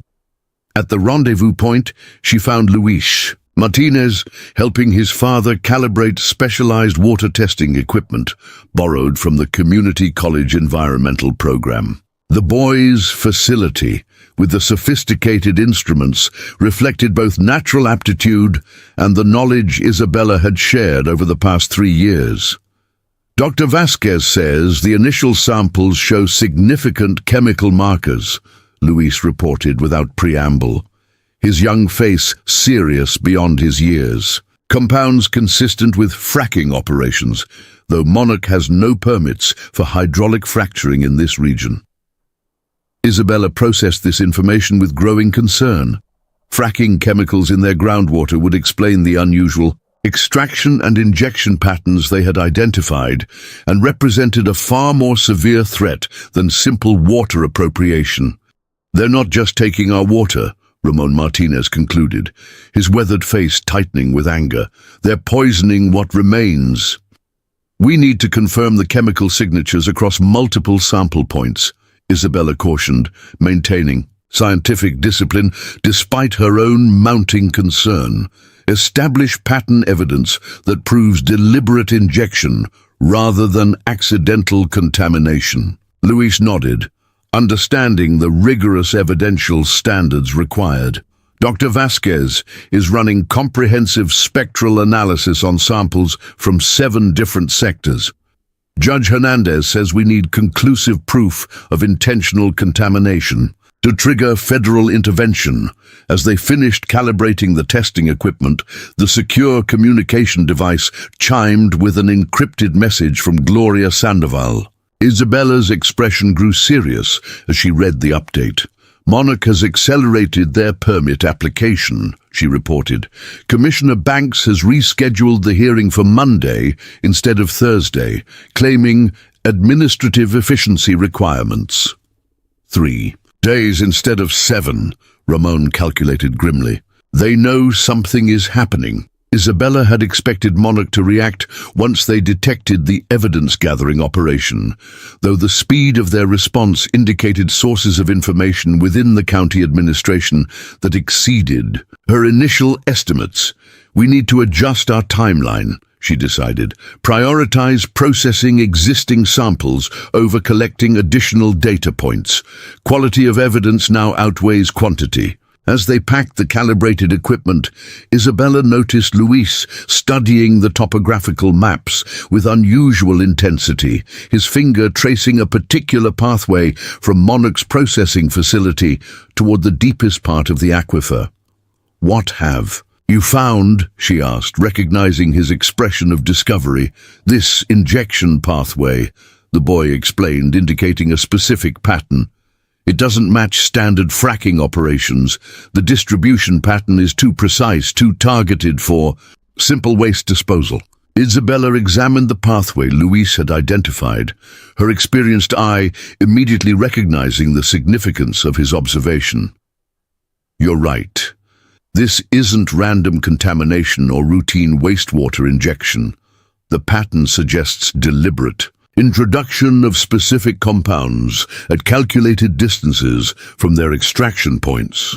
Ramon joined them, studying the pattern with growing apprehension. What does it mean? I'm not certain yet, Isabella admitted, photographing the identified pattern for further analysis. But the precision of the injection points suggests intentional aquifer modification rather than simple extraction or waste disposal. This possibility represented an entirely new level of threat, not merely taking water or contaminating it as a byproduct of operations, but deliberately altering the fundamental characteristics of the aquifer itself. We need to get these observations to Dr. Vasquez immediately, Isabella decided, securing the maps in her field case. This may change our entire investigative approach. Their discussion was interrupted by another encrypted communication, this time from Judge Hernandez, marked with highest priority indicators. The message was brief but alarming. Monarch legal team filing injunction against unauthorized water. Monitoring throughout basin. Sheriff's Department preparing to execute search warrants on multiple properties. Return to secure locations immediately. Isabella processed this development with the calm analysis that had defined her scientific career. Monarch had identified their evidence-gathering operation and was attempting to shut it down through legal channels, exactly as she had anticipated in her contingency planning. They can't know about the drones or historical waterways, she reasoned. They're targeting conventional monitoring approaches, surface sensors, test wells, observation equipment. But the search warrants could still discover your equipment, Ramon pointed out with justified concern. Or the samples we've already collected. Isabella nodded, making rapid calculations regarding evidence protection versus continued collection. We need to secure the existing samples and preliminary analysis results. Dr. Vasquez must relocate the processing station from Judge Hernandez's workshop to the secondary location we prepared. As they quickly packed their equipment, Luis approached with a critical question that reflected remarkable strategic thinking for his age. What about the monitoring network controls at your ranch? If they search your property, Isabella had prepared for this contingency from the beginning. The primary control system has already been relocated to the secure location beneath the Rodriguez family's old storage cellar. The system at my ranch is a decoy, functional enough to appear legitimate if discovered, but containing no critical data or operational controls. This revelation surprised even Ramon, who had been closely involved in their planning. You anticipated this specific response. Corporate resource appropriation follows predictable patterns, Isabella explained, her voice reflecting years of experience documenting similar operations worldwide. When evidence gathering is detected, legal countermeasures targeting information collection typically precede direct confrontation. I designed our operation with multiple redundancies, specifically to withstand this phase. As they prepared to separate and return to secure locations, Isabella provided clear instructions to both Martinez men. Proceed to checkpoint 3 via the Western Arroyo. Avoid all main roads and standard communication channels until you receive authentication from Dr. Vasquez. Ramon nodded, understanding the security protocols they had established. What about you? I need to ensure the retrieval of the final 3 collection drones, Isabella replied, checking her equipment. Their pathways take them directly beneath Monarch's processing facility. They contain our most critical evidence. That's the highest risk extraction point, Luis objected, genuine concern in his voice. Monarch's security has doubled around that perimeter. Isabella's expression softened slightly at the boy's worry, which is precisely why I need to handle it personally. The retrieval requires technical adjustments that I haven't yet had opportunity to teach you.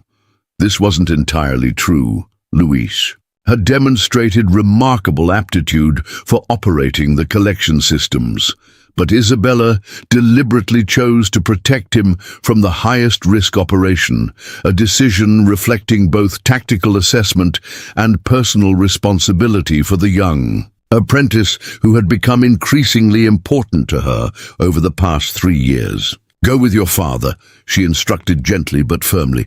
"Secure the testing equipment and prepare the secondary analysis station.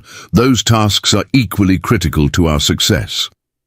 As the Martinez men reluctantly departed through the concealed Arroyo pathway, Isabella rechecked her field equipment before proceeding toward the most dangerous retrieval point.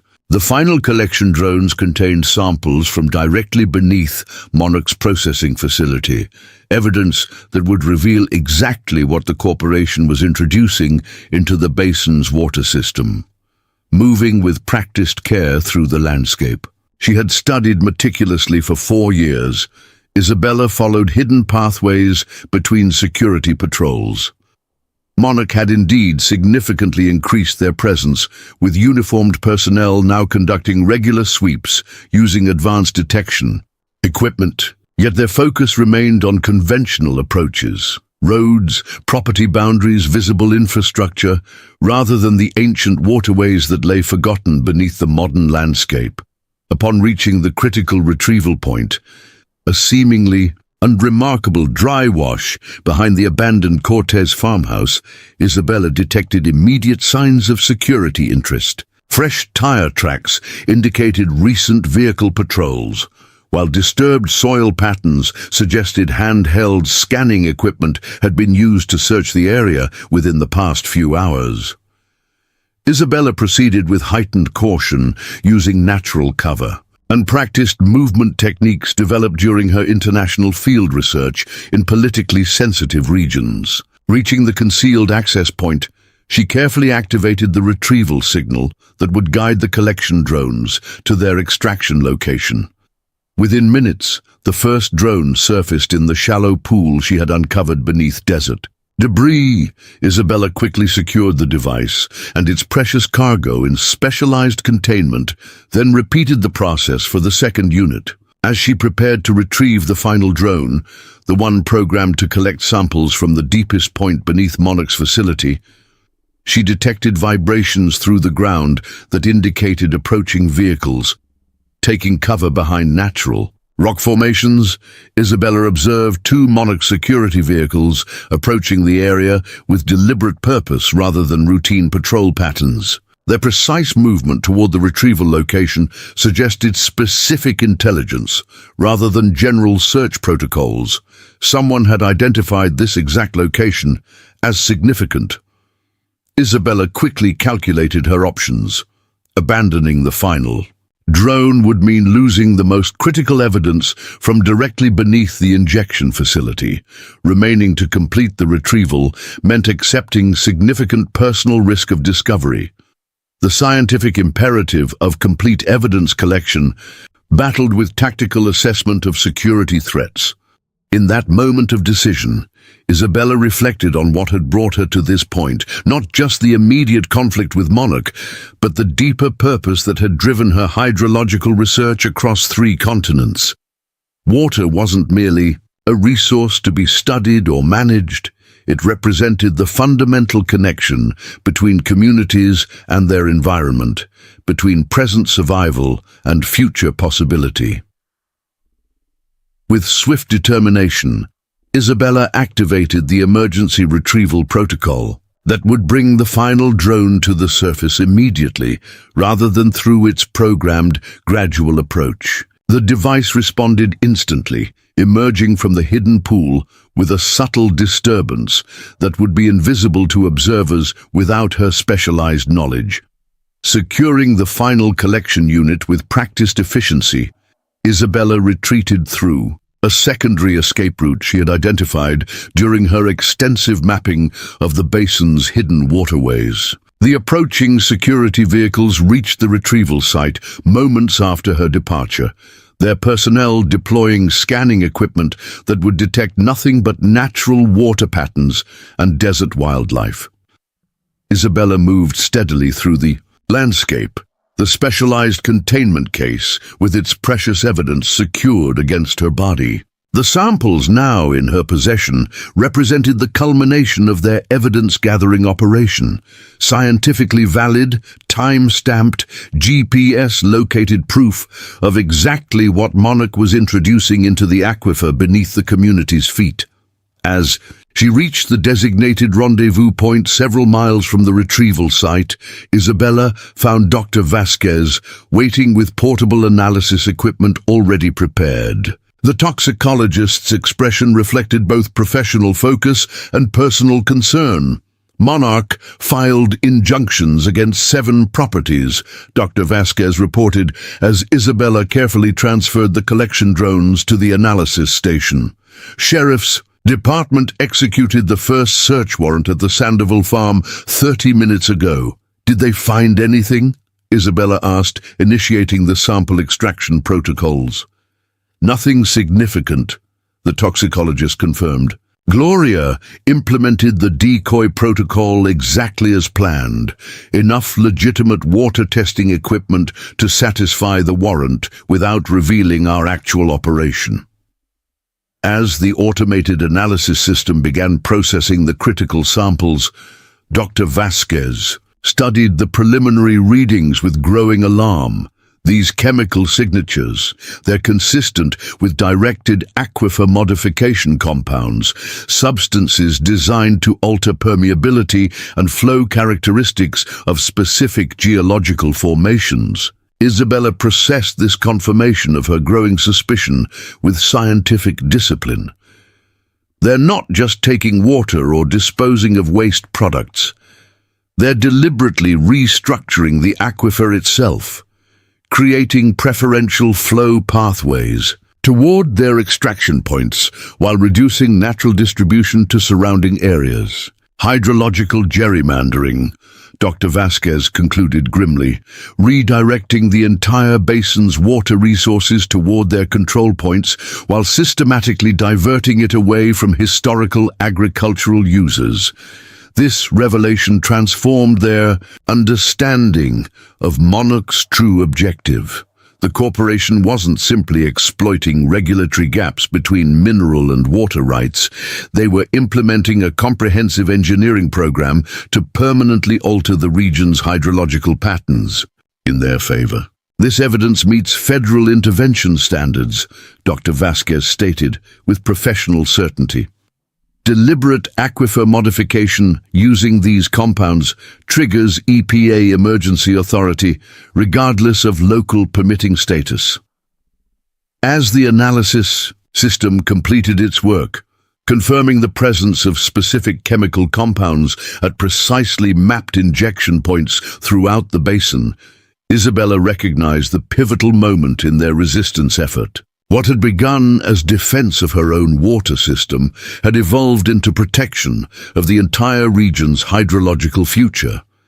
The evidence now in their possession would force regulatory intervention at the federal level, beyond the influence of compromised local officials like Commissioner Banks.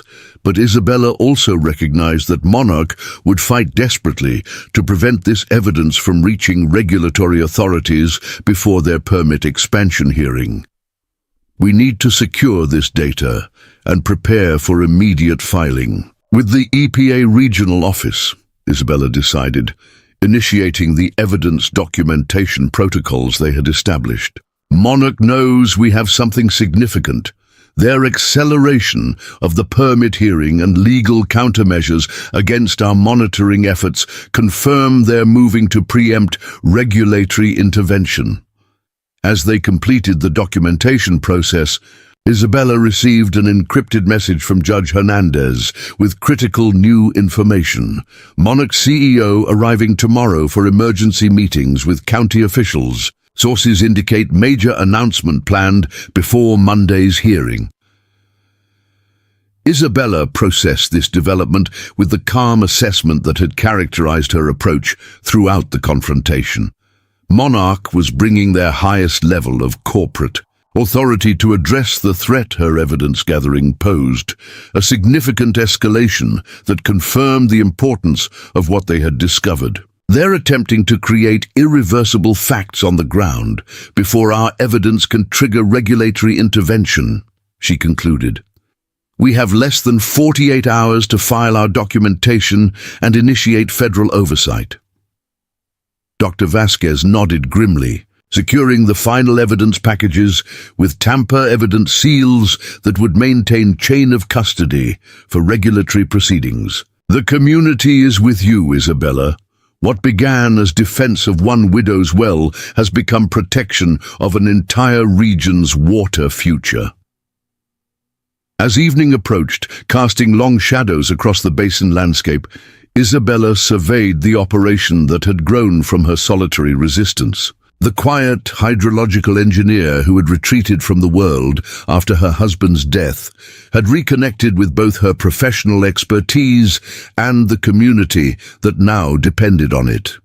In attempting to destroy her well and isolate her property, Monarch had inadvertently activated precisely the scientific knowledge and community connections most dangerous to their operation. The final confrontation would determine not just Isabella's water independence, but the hydrological future of the entire Saguaro Basin.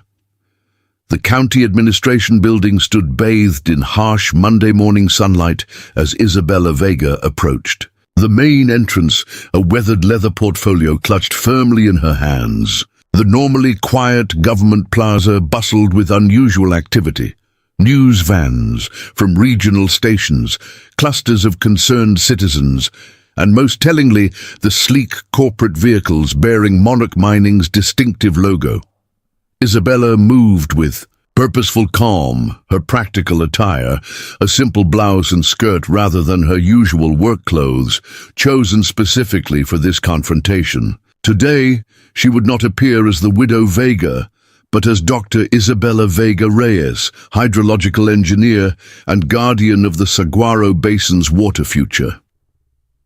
At the base of the administration building steps, she joined her assembled allies, Judge Hernandez. In his formal judicial attire, Dr. Vasquez, with professional credentials prominently displayed, Gloria Sandoval representing the basin's agricultural families, and Luis Martinez, whose presence symbolized the future generations whose water rights they fought to protect. Monarch's CEO arrived 20 minutes ago, Judge Hernandez reported quietly, accompanied by their legal team and Commissioner Banks.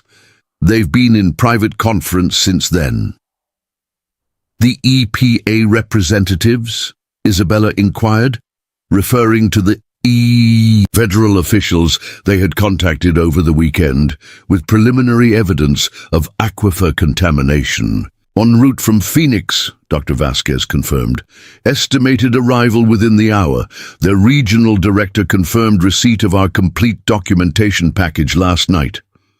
Isabella nodded, her scientific mind calculating probabilities and contingencies as they prepared to enter.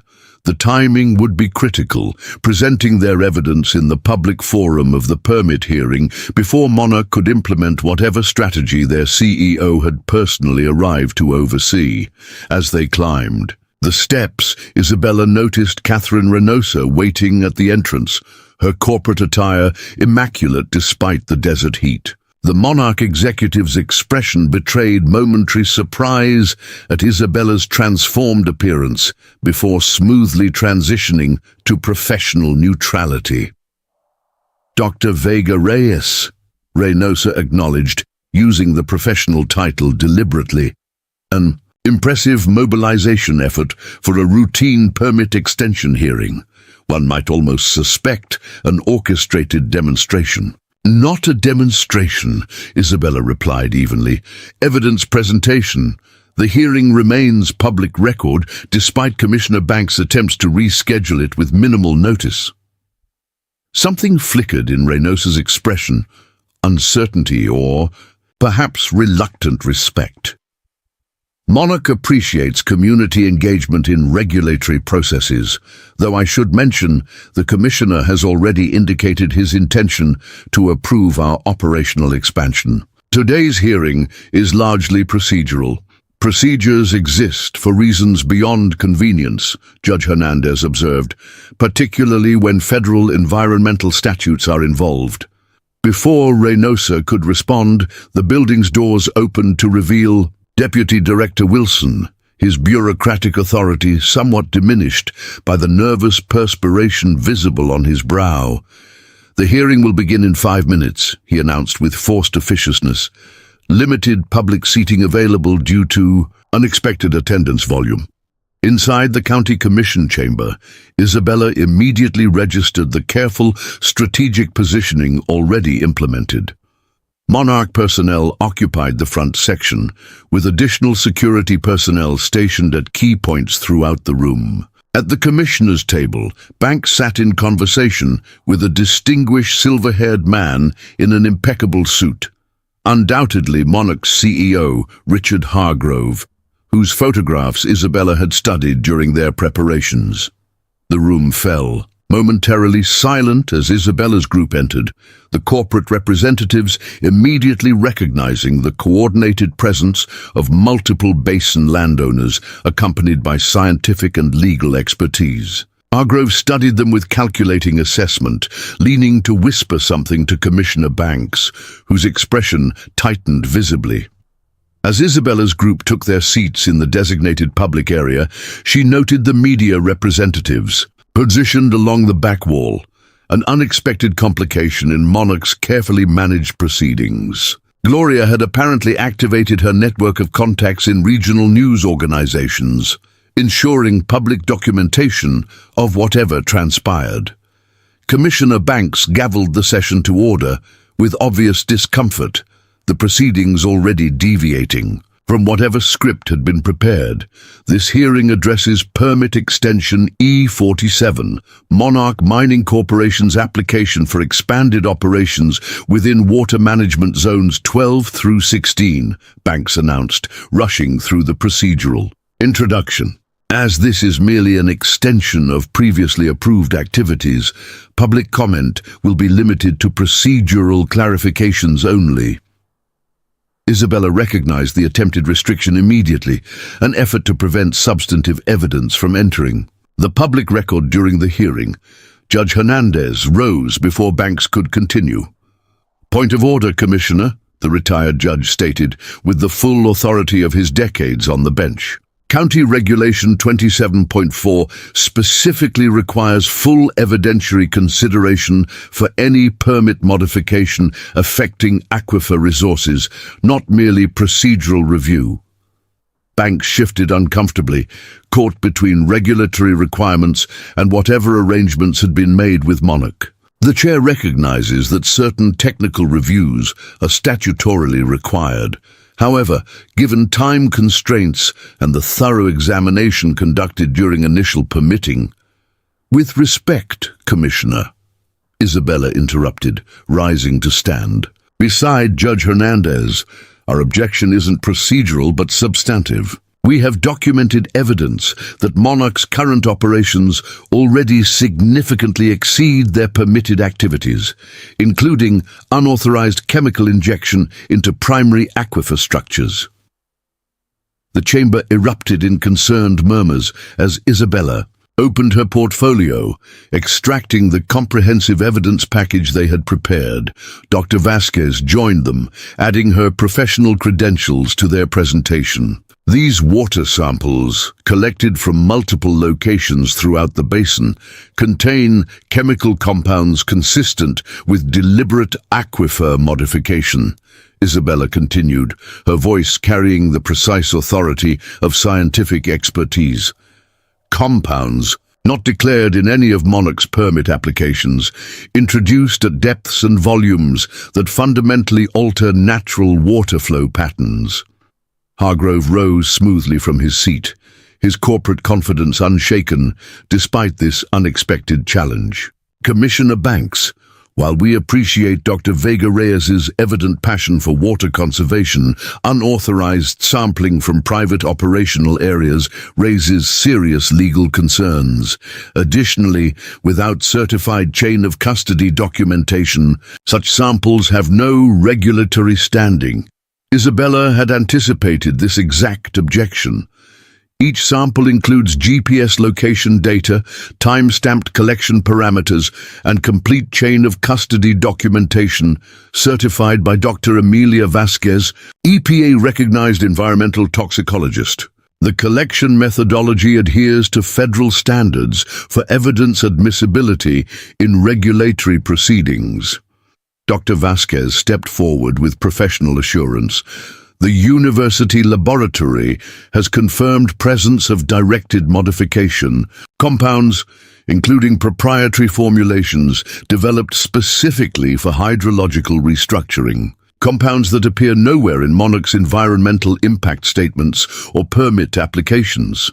Commissioner Banks glanced nervously toward Monarch's legal team, clearly unprepared for this level of technical and procedural challenge.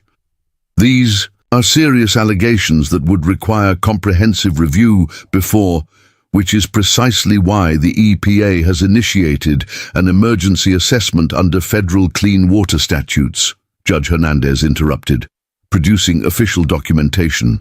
Their representatives will arrive momentarily to implement testing protocols throughout the affected zones. Hargrove's expression remained controlled, though Isabella detected the calculating reassessment occurring behind his practiced corporate mask. He moved toward the commissioner's table with deliberate confidence.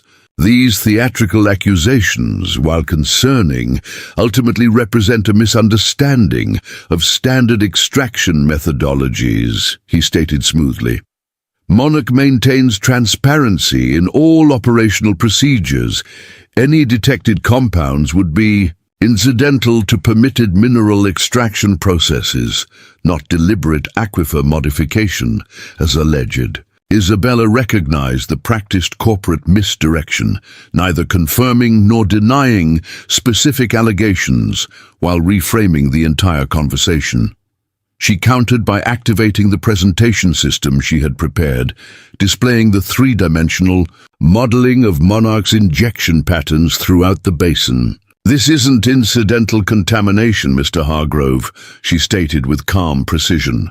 "These are systematically implemented injection points, creating engineered flow pathways that redirect aquifer resources toward Monarch's extraction facilities, while diverting natural flow away from agricultural users."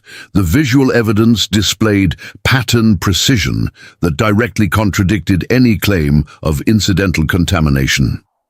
The chamber fell silent as the implications became clear even to non-technical observers. Monarch was deliberately restructuring the entire basin's water system to serve their exclusive control. Hydrological gerrymandering, Luis Martinez stated clearly from his position beside Isabella, the young voice cutting through corporate obfuscation with straightforward truth. "They're stealing the entire basin's future water, not just today's. Supply." Hargrove's expression hardened as he assessed the comprehensive evidence and growing public understanding. The carefully managed permit extension was transforming into potential regulatory catastrophe, with media witnesses ensuring public documentation of whatever transpired. The chamber doors opened as EPA representatives entered, their federal credentials immediately changing the jurisdictional dynamics of the proceeding. Leading them was Regional Director Sandra Alvarez, whose reputation for environmental enforcement was well established throughout the Southwest. Commissioner Banks, Director Alvarez announced, under federal clean water statutory authority, "We are implementing immediate assessment protocols throughout zones affected by potential aquifer contamination. Preliminary review of evidence provided by Dr. Vega Reyes and her colleagues indicates potential violations of multiple federal water protection standards." Banks appeared physically diminished by this federal intervention, his authority suddenly subordinate to regulatory frameworks beyond local control. "The County Commission certainly supports comprehensive environmental protection and will cooperate fully with, including immediate suspension of all Monarch mining operations pending comprehensive assessment," Director Alvarez continued firmly. "Assessment teams are already deploying throughout the basin with sampling equipment and monitoring devices." Hargrove engaged in brief, intense consultation with his legal team before approaching Director Alvarez with modified strategy. Monarch naturally supports thorough environmental assessment and will voluntarily suspend operations during regulatory review. We're confident that full examination will demonstrate our compliance with all applicable standards. Isabella recognized this tactical retreat, an attempt to maintain corporate credibility while preparing legal countermeasures away from public scrutiny. Director Alvarez similarly recognized the maneuver, responding with regulatory precision. Voluntary compliance is appreciated but unnecessary. Federal injunctive orders have already been filed with the district court, she stated, producing the relevant documentation, including provisions prohibiting modification or removal of equipment from Monarch facilities to ensure complete assessment of existing operations.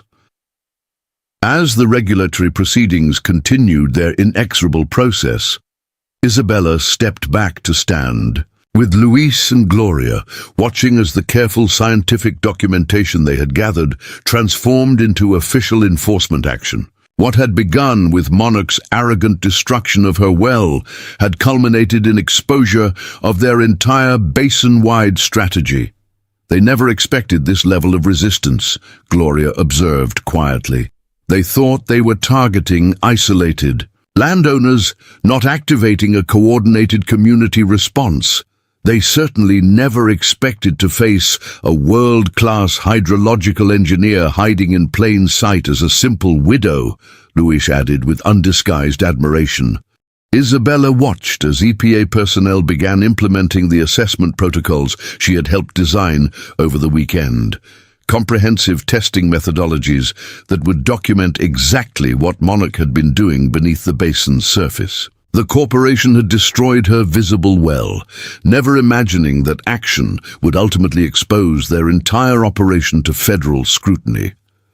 As the hearing transformed into regulatory implementation, Hargrove approached Isabella with calculated professionalism, his corporate persona maintained despite evident strategic defeat. "Impressive work, Dr. Vega Reyes," he acknowledged with reluctant respect. "Though I should note this regulatory entanglement creates unfortunate delays in water infrastructure development that might ultimately have benefited the entire region." "Water infrastructure serves communities, Mr. Hargrove," Isabella replied. "Evenly, not corporate extraction strategies. The basin's future remains with the people who've maintained its balance for generations, not those who would redirect its resources for private profit." As Hargrove departed with his legal team, Isabella rejoined her allies outside the chamber. The morning sun illuminated the gathering of basin residents who had assembled upon hearing news of the confrontation. Families whose water future had hung in the balance, now witnessing the beginning of regulatory protection rather than corporate appropriation. "What happens now?" Luis asked as they descended the administration building steps. "Complete basin assessment," Isabella replied. "Federal oversight of remediation efforts, regulatory reform to prevent similar exploitation attempts. And your water system?" the boy inquired. "Will you keep it hidden now that everyone knows you're really a famous engineer?"